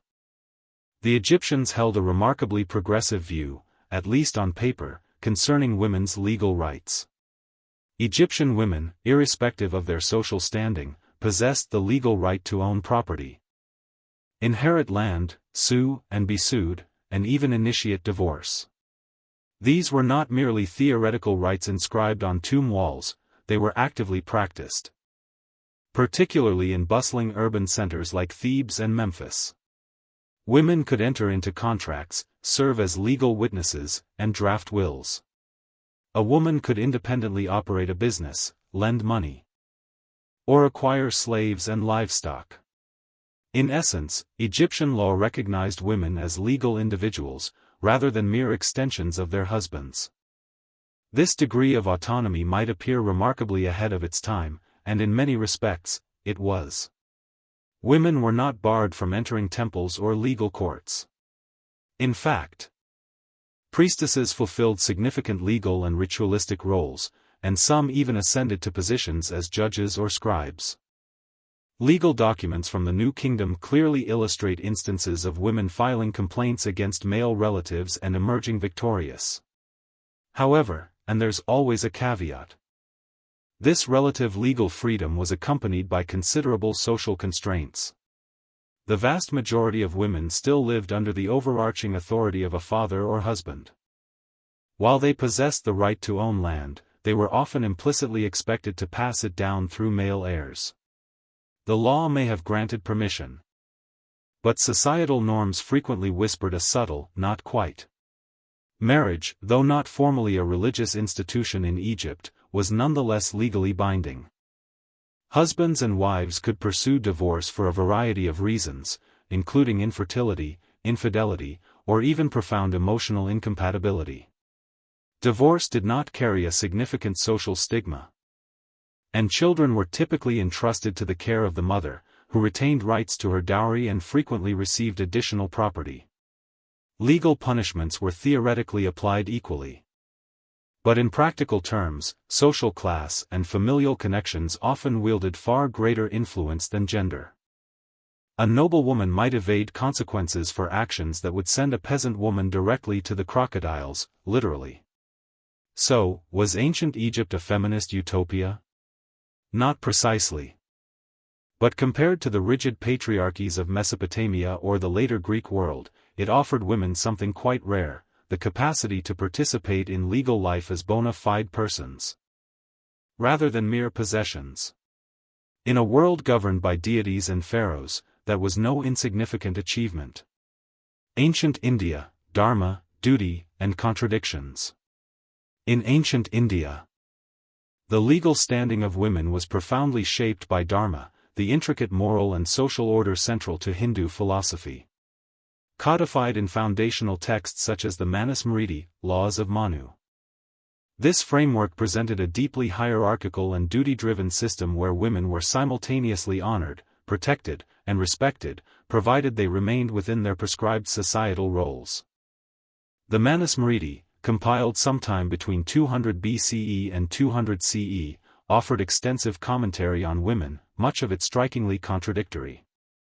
On one page, it famously declared that, where women are honored, there the gods rejoice. Yet, on another, it ominously warned that, a woman must never be independent. The overall tone oscillated wildly between reverence and stringent restriction, between divine commendation and domestic confinement. Women were legally bound to male guardians throughout their entire lives, under their father during childhood, their husband during marriage, and their sons during widowhood. This unwavering triad of male control was not merely a cultural norm, it was explicitly encoded into law. Personal autonomy was not the ideal, obedience was paramount. Marriage laws were particularly inflexible. A woman's primary duty was to marry, bear male offspring, and faithfully serve her husband. Widow remarriage was generally frowned upon or outright prohibited, depending on the specific caste and historical period. Sati. The infamous practice wherein widows were expected to immolate themselves on their husband's funeral pyre, was not universally enforced but found moral validation in certain legal and religious texts. The Manusmriti did not explicitly command it, but crucially, it also did not condemn it. That said, exceptions did exist. Women of the upper castes occasionally received an education and could inherit property in the absence of male heirs. In some regions and during specific periods, matrilineal traditions persisted. Particularly in the southern parts of the subcontinent. Women could serve as advisors, poets, and even rulers, although such instances were rare and typically exceptional. Divorce was uncommon and generally met with disapproval, though certain grounds, such as impotence, extreme cruelty, or abandonment, were sometimes recognized. Still, it was invariably the man who possessed greater legal latitude to dissolve a marriage. Punishments, too, were distinctly gendered. A woman found guilty of adultery could face disfigurement or outright ostracism. A man, by contrast, might incur a fine or a mere slap on the wrist, particularly if he held high social status. In sum, ancient Hindu law enveloped women in layers of veneration and severe restriction. They were considered sacred, but sacred in the manner of a temple statue, not as a free citizen, revered. Yet rarely truly empowered. Ancient Greece, the paradox of liberty for men. When we reflect on ancient Greece, our minds often conjure images of democracy, profound philosophy, and compelling drama. However, for half of the population, women, the legal system was far less about lofty ideals and far more about practical invisibility. Especially in classical Athens. Women were legally perceived not as independent individuals, but as perpetual minors, permanently bound to the guardianship, kyrios, of their nearest male relative throughout their lives. Under Athenian law, women were forbidden from voting, owning property independently, or representing themselves in a court of law. They could not enter into contracts or even leave their homes without a male escort. In many respects, if Hammurabi's code defined women as legally subordinate, Athenian law perfected the art of completely excluding them from public and legal life. Marriage was more akin to a property transaction than a romantic union. A woman's kyrios. Typically her father or brother, meticulously arranged her marriage, and she then relocated into her husband's household as part of a formal exchange of dowries and land. Legally, she was essentially transferred like livestock, a living, breathing asset passed between men. And yet, paradoxically, her fidelity held immense legal significance. If an Athenian woman committed adultery, her husband possessed the legal right to divorce her immediately, and any man caught with her could face execution. Yes, execution, often without trial. The irony was glaring: her husband could engage in sexual relations with courtesans or slaves without any legal repercussions. Double standards were not just common. They were deeply embedded within the very structure of the legal system.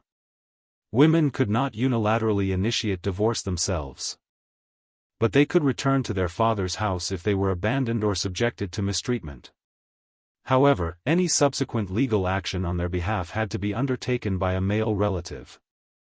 Even in dire cases of rape or assault, a woman herself could not bring charges, her kyrios was compelled to speak for her. There were notable exceptions. In Sparta, women enjoyed considerably more freedom. They could own land, receive an education, and move about freely in public. However, Spartan women were a distinct anomaly, not the prevailing norm. In most Greek city-states, the name of a respectable woman was supposed to be spoken as little as possible. The ideal woman was characterized by modesty, silence, and invisibility. Yet, despite the pervasive shadows of Greek law, women persevered. They raised generations, skillfully managed households, and in some rare instances, wielded considerable influence from behind the veil of legal restrictions. But officially, they were not citizens, they were mere shadows in a system that prized logic and liberty exclusively for men. Ancient Rome, pragmatism and a glimmer of autonomy. In the world of ancient Rome, the law was an immensely powerful instrument. And like virtually everything else Roman, it was meticulously structured, rigidly hierarchical, and intensely pragmatic. Roman women were by no means equal citizens, however, compared to their Greek counterparts. They occupied a slightly more visible and legally complex space within society. At birth, a Roman woman fell under the patria potestas, or the absolute authority, of her father. Upon marriage, that authority could either formally transfer to her husband, manus marriage, or, increasingly over time, remain with her natal family, sine mana marriage. The latter became progressively more common and allowed married women to retain distinct legal ties to their original household, and in some cases, even manage property independently. This significant shift opened the door for women, particularly widows or wealthy daughters, to own estates, manage businesses, and draft contracts. While women were definitively barred from voting or holding public office, they possessed the right to sue in court, often with a male sponsor, act as guardians, and accumulate substantial wealth. Nevertheless, Roman law drew a firm line around acceptable female behavior. The ideal Roman woman was pudica, modest, loyal, and obedient. Adultery, once treated as a private familial offense, was elevated to a public crime under Emperor Augustus's sweeping moral reforms. A woman found guilty could lose her dowry, face exile, or endure even worse penalties. Meanwhile, a man's infidelity remained largely without legal consequence. Once again, patriarchy rarely missed an opportunity to reinforce its double standards. However, unique social roles occasionally offered exceptions. Vestal virgins, the sacred priestesses of Vesta, were the sole women legally emancipated from male guardianship.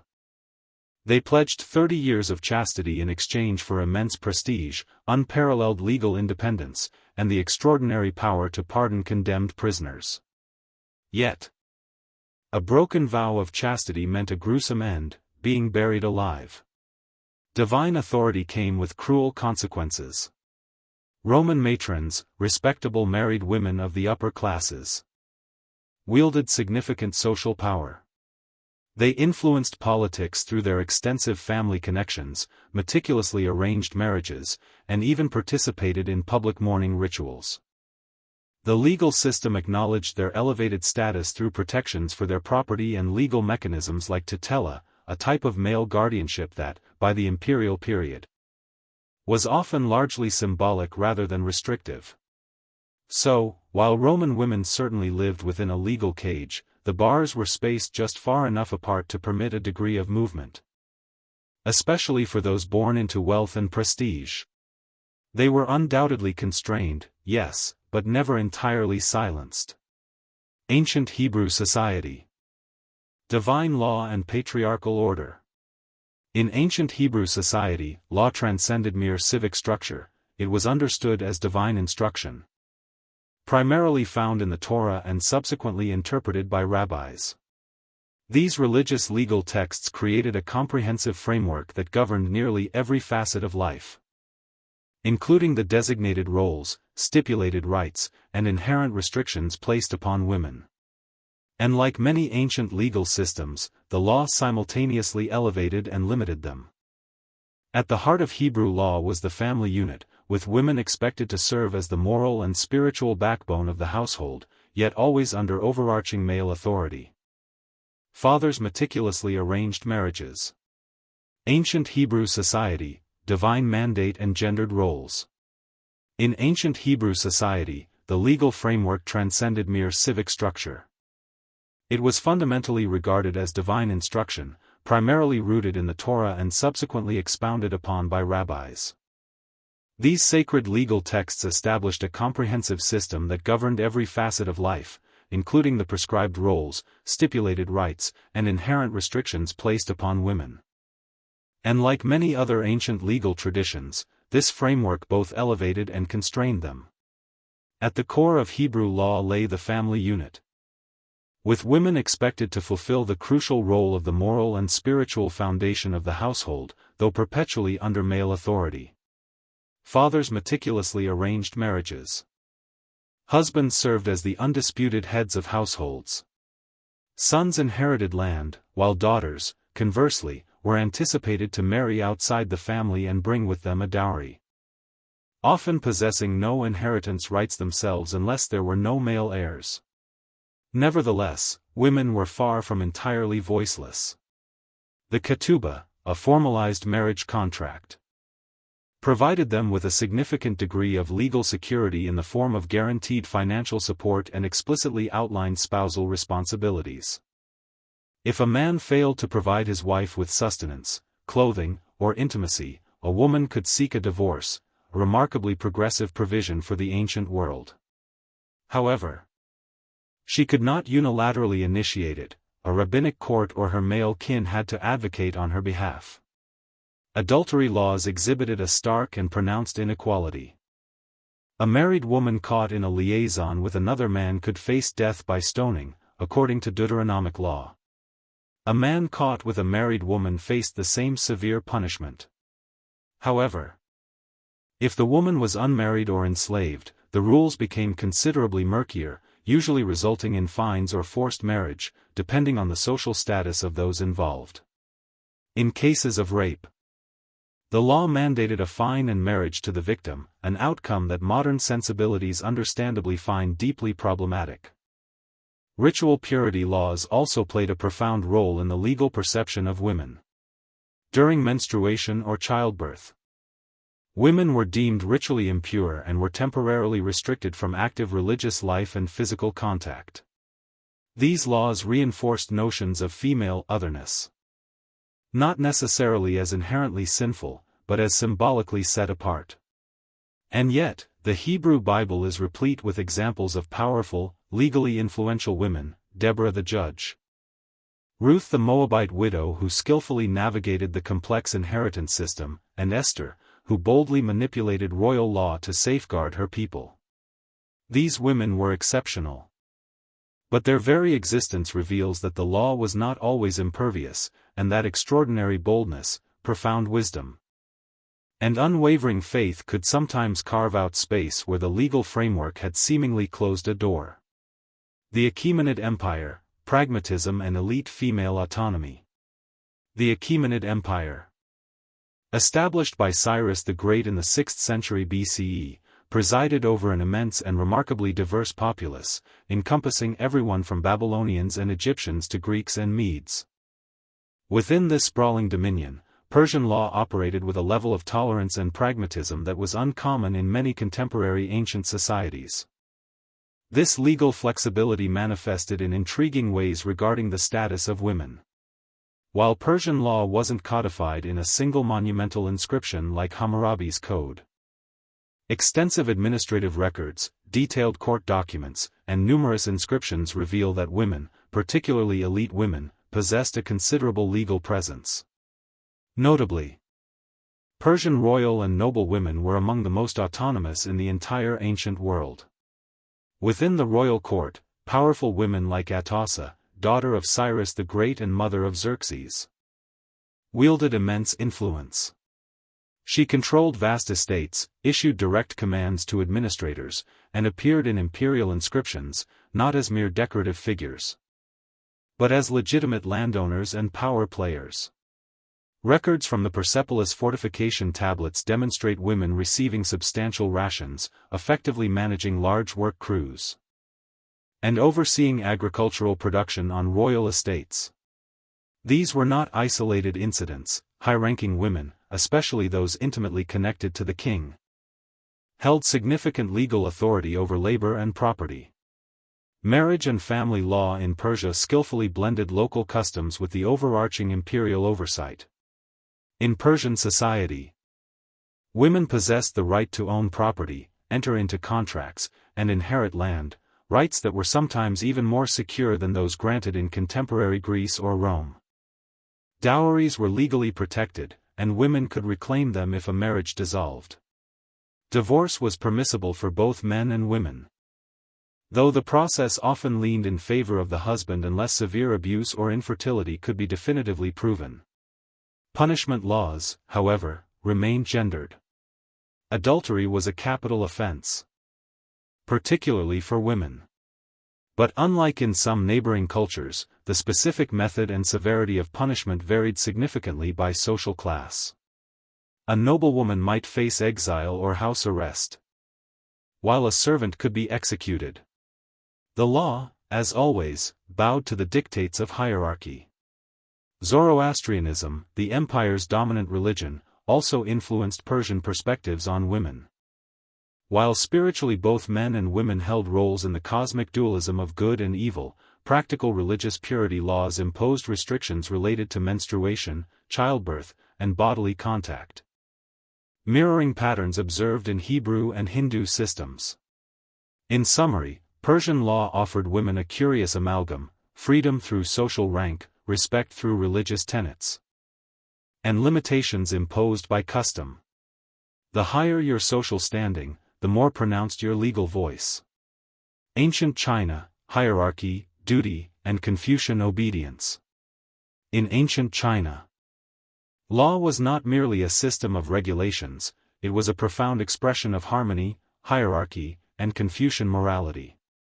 For women, this translated into living within a legal and cultural framework that primarily viewed them through the lens of family roles and social duty rather than individual rights.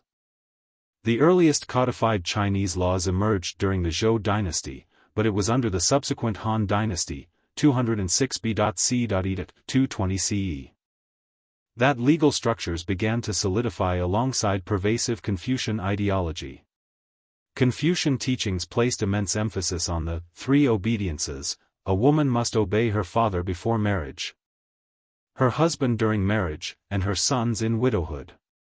This was not simply moral advice, it directly influenced actual legal expectations and societal norms. Women were legally subordinate to men in nearly all contexts.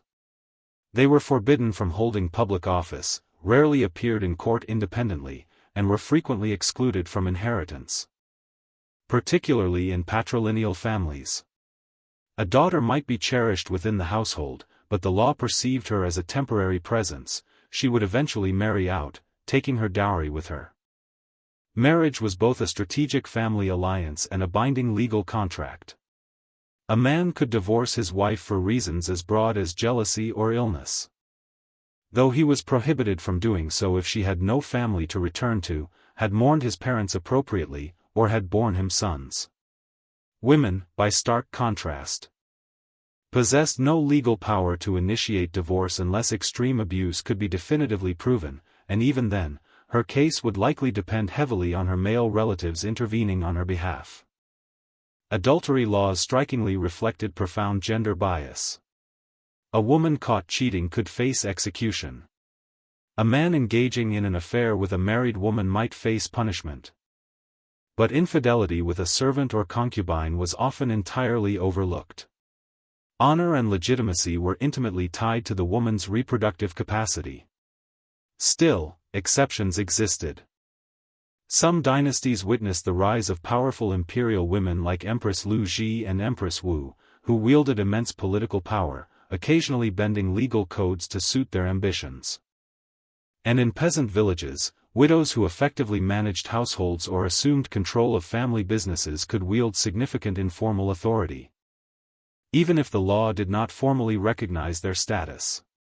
In essence, ancient Chinese law viewed women less as autonomous beings and more as stabilizers of familial order, vital to society's function, yet always secondary to the men who supposedly maintained its harmony. A global perspective: women in ancient legal systems. As we step back and survey the ancient world, From the towering ziggurats of Babylon to the majestic palaces of Rome, from Vedic India to Confucian China, one truth becomes abundantly clear: women were always written into the law. But rarely on their own terms. Nearly every ancient legal system assigned women a specific role within a fundamentally male-dominated structure. Whether in Hammurabi's Code or the Manusmriti, the fundamental legal assumption was that a woman's identity was inherently relational: daughter, wife, mother, widow. Her rights and responsibilities flowed through the men surrounding her. The law defined her existence, but it rarely truly empowered her. Some civilizations, such as Egypt and Persia, offered women a greater degree of autonomy, permitting them to own property, enter into contracts, and even inherit wealth. In these societies, noble or high-born women could carve out significant pockets of legal authority, sometimes even rivaling their male counterparts. However, such privileges were far from universal. They depended more on class, family, and specific circumstances than on any underlying belief in gender equality. Other societies, like Greece and Rome, developed highly sophisticated legal systems while simultaneously marginalizing women from public life. Greek women were largely legally invisible. Roman women possessed more agency but still lived within a scaffolding of male guardianship and pervasive social expectations. In China, Confucian values solidified the ideal of obedient femininity into legal expectation.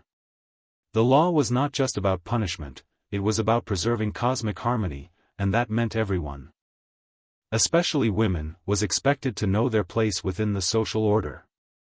Similarly, in Hindu law, a deep reverence for women coexisted uncomfortably with strict control and rigid moral prescriptions. Religious laws, such as Jewish halakha or Zoroastrian purity codes, often placed women at the complex intersection of the sacred and the profane. A woman's body could impart honor or impurity, blessing or danger, depending on how closely she adhered to the prescribed rules. And yet, within these intricate systems, women continuously adapted, resisted, and endured. They discovered various avenues to exert influence, through family bonds, unwavering faith, strategic property management, or sheer personal determination. Their stories may not always be prominently carved into stone steles or widely echoed in ancient law courts, but their impact moved beneath the surface, shaping households, influencing dynasties, and contributing to the very fabric of entire civilizations. Ultimately, ancient legal codes illuminate not only how societies treated women, but also how they fundamentally defined power itself and who they believed legitimately deserved to wield it. The dawn of banking, temples in Mesopotamia. Long before the advent of Wall Street. Before secure vaults, paper banknotes, and intricate savings accounts, the practice of banking originated in the mud-brick cities of ancient Mesopotamia, the veritable cradle of civilization. And, perhaps surprisingly, the first bankers were not astute financiers in suits, they were priests. In bustling city-states like Uruk, Lagash, and later Babylon, temples were more than just spiritual sanctuaries. They served as the undeniable administrative and economic hearts of urban life. These towering ziggurats and their sprawling complexes functioned as both sacred religious sites and crucial financial hubs. Farmers and merchants didn't merely visit to offer prayers. They came to deposit grain, secure loans, and settle their debts. Why temples? Because they were perceived as the most stable and trustworthy institutions available. The gods, after all, weren't prone to absconding with your deposits, and the priesthood commanded a vast retinue of scribes who meticulously maintained detailed records. When a farmer delivered a portion of his harvest to the temple granary, he would receive a clay tablet inscribed with cuneiform script. This tablet meticulously recorded the quantity of grain stored, the date of deposit, the depositor's name, and occasionally, the name of a witness. This was far more than a mere receipt. It constituted an early form of a check. These receipts could then be legitimately transferred. A farmer burdened by debt could hand over his clay tablet to a creditor as a form of repayment. A merchant could utilize them to purchase goods or settle outstanding accounts. In this ingenious way, the clay tablet became the direct ancestor of promissory notes, deposit slips, and various forms of IOUs. Temples also actively issued loans, not solely in grain, but also in silver, livestock such as sheep, and other valuable commodities. Interest rates were, by modern standards, notably high, typically hovering around 20% for grain loans and a staggering 33% for silver. These were not casual transactions either. Defaulting on a temple loan could lead to severe consequences, including the forfeiture of land, property, or even the loss of personal freedom, often resulting in debt bondage. Intriguingly, the sophisticated concept of compound interest was not only understood but also quite feared. Some ancient legal codes, such as those of Hammurabi, actively attempted to limit or regulate interest charging practices. Others formalized debt slavery as a legitimate punishment for defaulting on loans. This was banking in its rawest, most fundamental form, both ingeniously brilliant and undeniably brutal. So, while contemporary banks may manifest as shimmering glass towers filled with sophisticated spreadsheets, their underlying architecture is ancient. The earliest financial systems weren't conceived in bustling markets, they were birthed within the sacred confines of temples. And in Mesopotamia, the gods didn't merely judge your soul, they also meticulously balanced your financial ledgers. By the time Babylon ascended to prominence under rulers like Hammurabi in the 18th century BCE, Mesopotamian banking had evolved, becoming significantly more refined and personalized. While temples and royal palaces maintained their status as crucial economic players, a novel class of financial professionals began to emerge, private money lenders. These nascent financiers didn't operate from opulent marble lobbies. They conducted their business in humble residences, bustling market stalls, or even beside temple courtyards. Yet, they possessed a crucial advantage that temples did not: flexibility.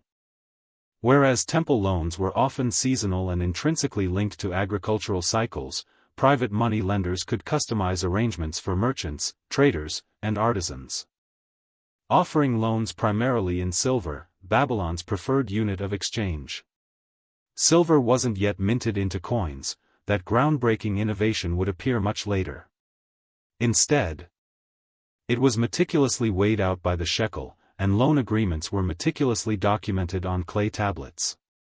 These tablets comprehensively detailed the borrower, the lender, the precise amount lent, the stipulated interest rate, the repayment due date, and sometimes even the collateral provided. If a debtor failed to fulfill their obligations, lenders possessed the legal right to seize land, goods, or even family members. Some contracts read more like stern threats than amicable agreements. One particularly fascinating development was the emergence of joint liability loans, where two or more individuals collectively shared responsibility for repayment.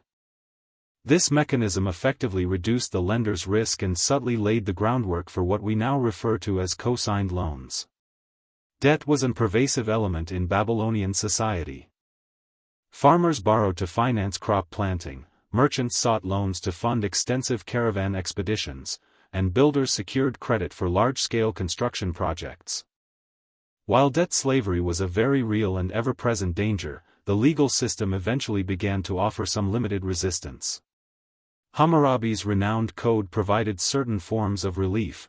For example, if a severe storm decimated your crops, you might be temporarily exempted from interest payments for that season.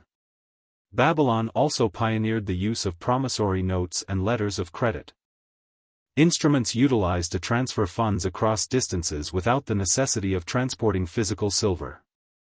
These innovative tools empowered wealthy merchants to expand trade and move capital without the inherent risk of robbery, serving as a rudimentary precursor to the modern banking network. It's easy to conceive of banking as a strictly modern system intricately tied to stock tickers and fluctuating interest rates. However, in ancient Babylon, the same fundamental mechanisms, lending, collateral, interest, and risk assessment, were already profoundly shaping lives and livelihoods. Their instruments might have been crafted from clay rather than computer code. But the underlying game remained remarkably consistent. Ancient Egypt, granaries, scribes, and state control. In ancient Egypt, economic life revolved around two unwavering constants: the predictable flow of the Nile River and the immense capacity of the pharaoh's granaries. While Egypt didn't cultivate a formal banking system mirroring that of Mesopotamia or later Greece, it nonetheless maintained highly sophisticated financial practices deeply rooted in temples, royal treasuries, and vast, state-administered storage networks. Instead of circulating coins or silver shekels, Egypt's economy was fundamentally built upon grain. Wheat and barley were not just essential foodstuffs, they functioned as the primary currency. Taxes, wages, and debts were frequently measured in sacks of grain, and these substantial quantities were meticulously stored in colossal, centralized granaries. Much like their Babylonian counterparts, Egyptian temples served as both sacred religious sites and pivotal economic centers. Providing secure storage facilities and meticulous financial record-keeping offices. Scribes diligently recorded every delivery, withdrawal, and transaction on ostraca, pottery shards, or on precious papyrus scrolls. These served as receipts, binding contracts, and even rudimentary forms of checks. If you deposited, say, 10 sacks of grain at the temple granary in Thebes, you might receive a receipt that could then be traded or presented elsewhere to retrieve an equivalent amount, a clear precursor to modern bank drafts. Loans were a commonplace feature of this system. A farmer might borrow seed grain for spring planting, promising repayment after the harvest, typically with interest. Rates varied, but an interest rate of 25 to 30% on grain loans was not uncommon. These loans were rigorously enforced by scribes and local officials, and default could tragically result in the forfeiture of land, livestock, or even personal labor. Unlike Babylon, however, private lending in Egypt was more constrained. The state played an overwhelmingly dominant role in organizing and controlling economic exchange. High officials, powerful priests, and royal administrators were the principal actors in large-scale financial activities. Nevertheless, surviving records do reveal instances of private individuals, including women, acting as lenders and creditors within local communities. These cases were less frequent, but they powerfully demonstrate a degree of grassroots financial agency that is not always fully acknowledged. The introduction of coinage occurred only during the late period, largely influenced by foreign powers such as the Persians and later the Greeks. Yet, even then, Egyptians largely preferred their established grain and barter systems over metal currency, providing compelling evidence that a functional economy doesn't inherently require coins, only trust, reliable storage, and meticulous records. Thus, while ancient Egypt may have lacked the sleek columns of a Roman bank or the aggressive contracts of Babylon, it operated a highly organized, temple-based economy built upon grain, writing, and bureaucracy, laying the enduring groundwork for a financial infrastructure that persisted for thousands of years. Ancient Greece, coins, money changers, and maritime ventures. With the ascendance of influential city-states like Athens and Corinth in the 5th century BCE, ancient Greece ushered in two transformative financial revolutions, the minted coin and the specialized money changer. Unlike Mesopotamia or Egypt, where bulk grain and weighed silver were the dominant currencies, the Greeks wholeheartedly embraced metal coinage as a public standard, stamped, meticulously regulated, and formally guaranteed by the state. This pivotal shift created a new class of financial professionals known as the trapetitai, plural of trapezites, named after the trapeza, or table, from which they conducted their business in the bustling agora, marketplace. These individuals functioned as multifaceted financial intermediaries, money changers, deposit takers, lenders, and sometimes outright financiers. They adeptly exchanged foreign coins, securely held money for safekeeping, offered various types of loans, and even maintained detailed accounts for their clientele. Representing a rudimentary form of checking. Need to transfer funds to another city-state? No problem. The trapezites could issue a written draft, enabling merchants to avoid the perilous necessity of traveling with heavy, theft-prone coinage. If this sounds remarkably similar to a modern bank transfer, that's because it was. Albeit with more sand and significantly fewer algorithms. Lending constituted a colossal portion of Greek banking activities. Interest rates were generally high, particularly for inherently risky ventures like maritime trade. Some loans carried staggering interest rates of 100% or even more, a rate justified by the extreme dangers of shipwreck, piracy, or violent storms. These perilous loans were meticulously backed by maritime contracts, which meticulously detailed the cargo, the planned route, the repayment terms, and any provided collateral. If the ship sank, the loan was mercifully voided. If it returned safely, both the merchant and the lender could anticipate substantial profits. Private citizens also regularly acted as lenders. Wealthy Athenians often invested in smaller loans secured by tangible property or even slaves. These transactions were meticulously documented before witnesses and scribes and could be legally enforced in court. Indeed, Greek courts were frequently overwhelmed with debt cases, serving as an early testament to the eternal interrelationship between money, trust, and legal disputes. And yet, banks in ancient Greece were not formalized institutions in the way we perceive them today. They were more akin to financial freelancers with established, individual reputations. There were no official licenses, no governmental regulation, and certainly no state insurance. If your trapezite suddenly absconded with your deposit, you were simply out of luck. Trust was the paramount currency, and it could be irrevocably shattered in an instant. Despite these inherent risks, the Greek financial world thrived. It robustly facilitated trade, vigorously supported empire-building endeavors, and even bankrolled wars. In a city where logic and spirited debate reigned supreme, so too did contracts, ledgers, and the relentless logic of interest rates. Ancient Greece powerfully demonstrated that once a coin is stamped and assigned value, the rest inevitably follows, from debt and profit to risk and ruin. Ancient Rome, imperial finance and legal sophistication.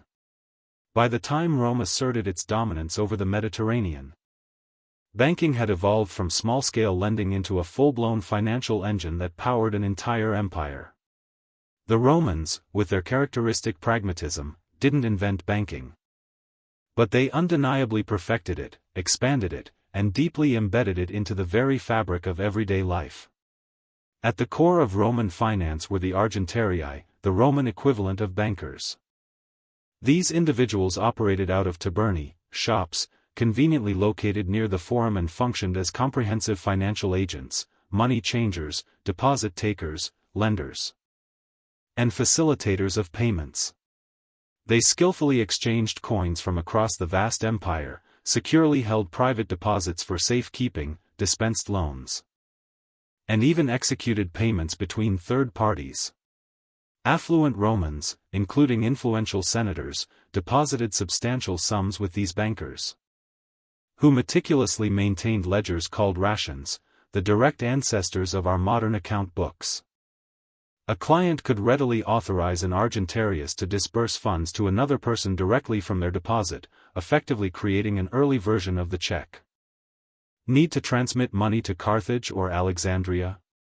No need to pack a cumbersome bag of coins, your argentarius could efficiently issue a letter of credit. The true impetus behind Roman banking, however, was credit. Loans were not merely reserved for emergencies, they were routinely utilized for trade, extensive land purchases, ambitious construction projects, and even political election campaigns. Lending at interest, typically around 12%, though it could fluctuate based on risk, was entirely legal, though subject to some regulation. The charging of excessively high interest was generally frowned upon, but often overlooked in practice. Collateral was a critical component of these transactions. Land, slaves, or future earnings could all serve to secure a loan. And Rome possessed robust legal enforcement mechanisms. If you failed to repay your debts, you could be dragged to court, have your property seized, or in extreme, albeit rare, cases, be forced into bonded labor. Unlike earlier societies, Rome permitted the formation of corporations of financiers, known as societates publicanorum, or publicani, to handle large-scale government contracts, including critical tax collection. These were profit-seeking enterprises complete with investors, managers, and shareholders, making them eerily similar to modern banks and hedge funds. Yet, inherent risks persisted. Roman bankers were not state-backed, and financial crises did indeed occur. Historical records indicate that some banking houses experienced spectacular collapses, triggering widespread waves of panic. Sound familiar? In the Roman world, money flowed freely through temples, forums, and private estates, binding together farmers, traders, soldiers, and senators. And as the empire grew wealthy through conquest, its intricate financial system stretched like invisible roads, connecting diverse peoples not with stone, but with credit, debt, and interest. State control and the coin revolution. Before the very concept of a central bank existed, the idea of state control over currency was already fundamentally revolutionizing how economies operated. In ancient times, the power to mint coins was not just an economic prerogative. It was a profound political statement. Whoever issued the currency commanded the trust of the populace, and that trust became the very bedrock of early banking systems. The earliest known coins first appeared in Lydia, modern-day Turkey, around 600 BCE, crafted from electrum, a naturally occurring alloy of gold and silver. These stamped pieces marked a revolutionary shift from merely weighed metal to a standardized currency. No longer was there a need to meticulously measure silver chunks in a dusty marketplace. Now, value could be verified at a single glance. Other civilizations swiftly adopted this groundbreaking idea. The Greeks minted their drachmas, the Persians issued darics, and the Romans constructed an entire empire on their denarii. These coins invariably bore state symbols, images of gods or rulers, and explicit inscriptions, not merely to represent value, but to powerfully signal legitimacy and control. A coin was as much a piece of propaganda as it was a practical financial tool. With the advent of state-backed coinage came new financial behaviors. Hoards of coins were securely stored in temples, private households, and merchant treasuries. Lending became significantly easier and more portable. Coins could circulate rapidly across city-states. And with uniform weights and consistent metal content, traders could move goods across borders with enhanced confidence. In turn, early bankers, from the Mesopotamian lenders to the Roman argentarii, readily adapted to this new financial certainty. They no longer needed to painstakingly test weights or purity with such frequency. Instead, they primarily tracked coins by type, year of issue, and the issuing authority. This newfound consistency drastically reduced transaction friction, facilitated the expansion of trade routes, and rendered loans far more predictable. Coinage also played an undeniable role in economic phenomena like inflation and monetary policy, albeit in rudimentary forms. Rulers could debase coins by incorporating cheaper metals into the alloy, thereby stretching the treasury's resources but, in doing so, undermining public trust. Roman emperors famously resorted to this practice to pay their vast armies, invariably triggering cycles of devaluation and economic instability. Still, the core idea endured. Currency backed by a state, stamped with its unique symbol, and guaranteed in value. This fundamental concept laid the groundwork for everything from medieval gold coins to modern fiat money. In a profound way, each ancient coin was more than just a piece of metal. It was a promise, a contract, and a potent tool of empire. It communicated not only how much something was worth, but also who possessed the power to make that determination. Temples, the sacred vaults of ancient finance. In the ancient world, the demarcation between faith and finance was often remarkably thin, if it existed at all. Temples didn't just serve the gods, they simultaneously functioned as the earliest safe deposit boxes, banks, and loan offices. Why?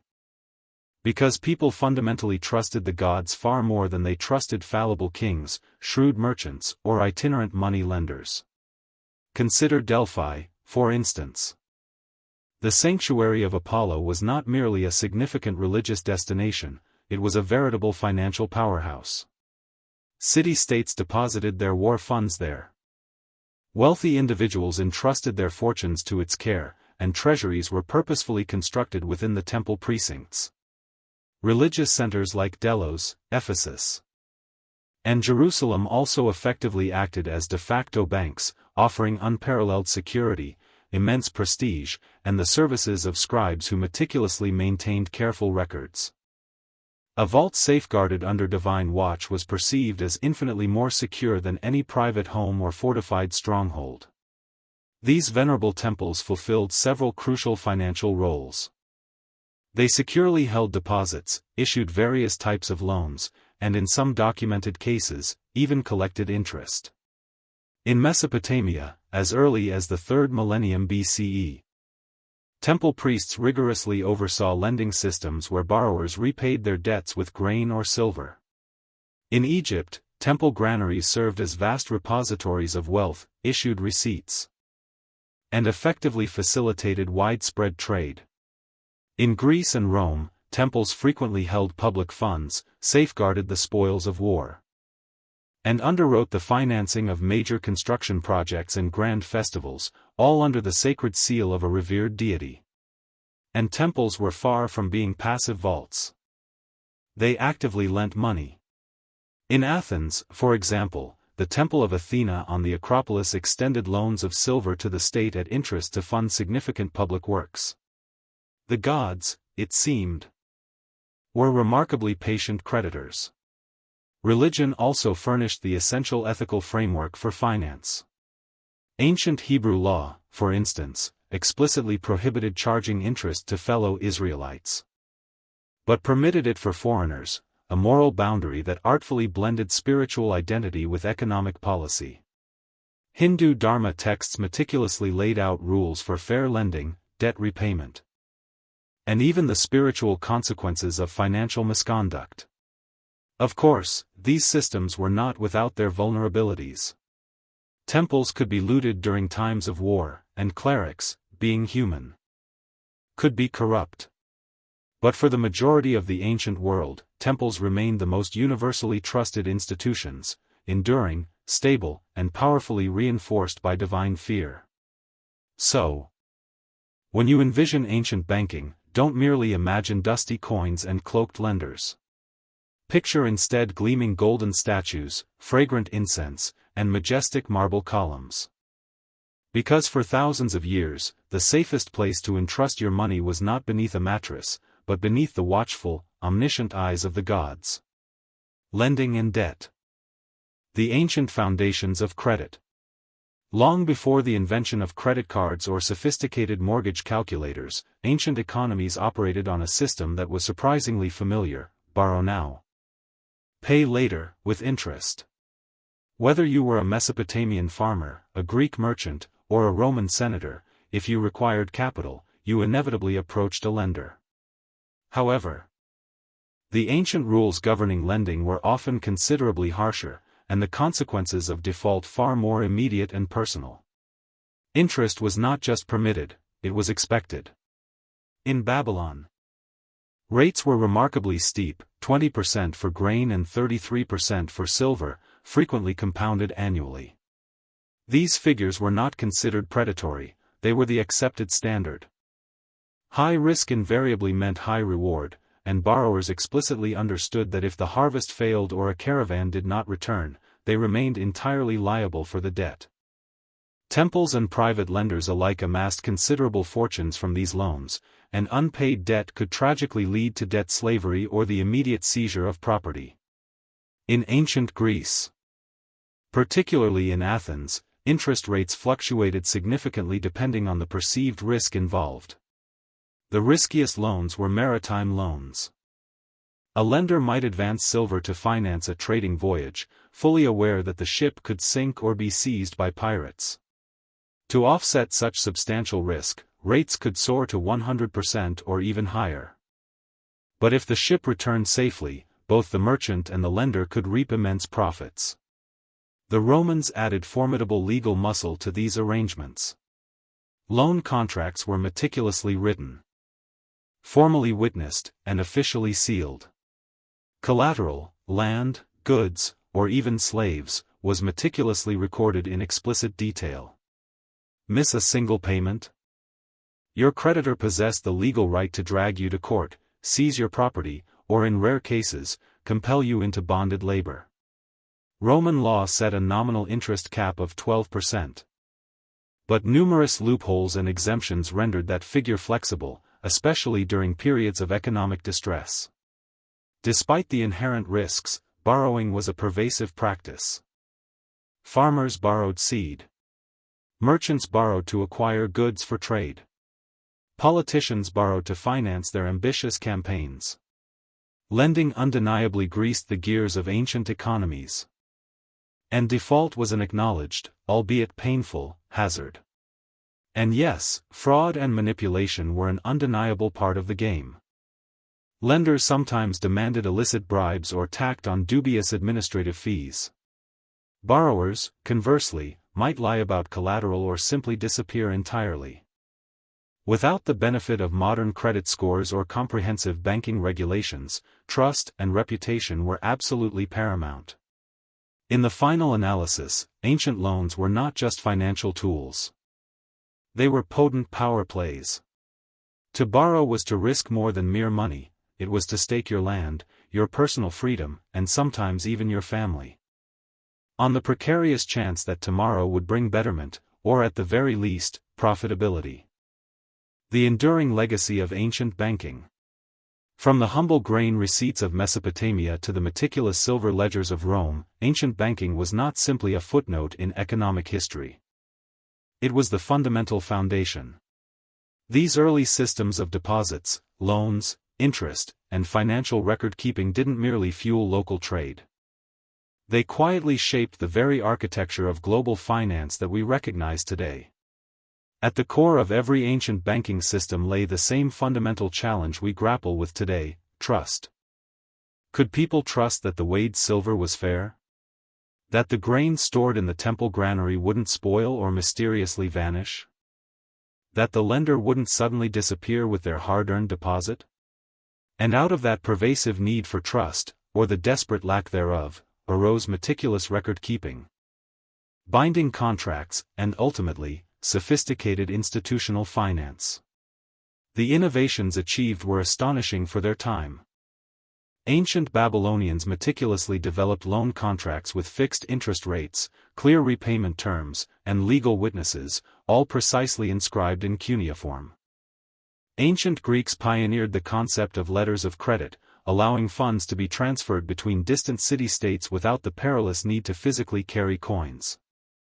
The Romans established formal bankers' associations and rigorously formalized debt enforcement within civil law, constructing a financial system that could span from the reaches of Britain to the distant lands of Syria. Even today, the echoes of ancient banking resonate powerfully. The modern check, for instance, directly evolved from Mesopotamian clay receipts. The fundamental concept of collateralized loans is deeply rooted in Babylonian and Roman practices. And the very notions of central banking and monetary policy trace their ancestry back to ancient rulers who shrewdly manipulated coin purity or utilized temple wealth to fund their armies and ambitious public projects. And what of regulation? Well, it turns out ancient societies understood the perils of financial crisis all too well. In Babylon, kings periodically declared debt forgiveness to prevent widespread social collapse. Roman emperors sometimes imposed interest caps to curb predatory lending. These were not merely economic decisions. They were astute political acts aimed at maintaining societal balance and stability. But perhaps the greatest legacy of ancient banking is the profound realization that finance is not new.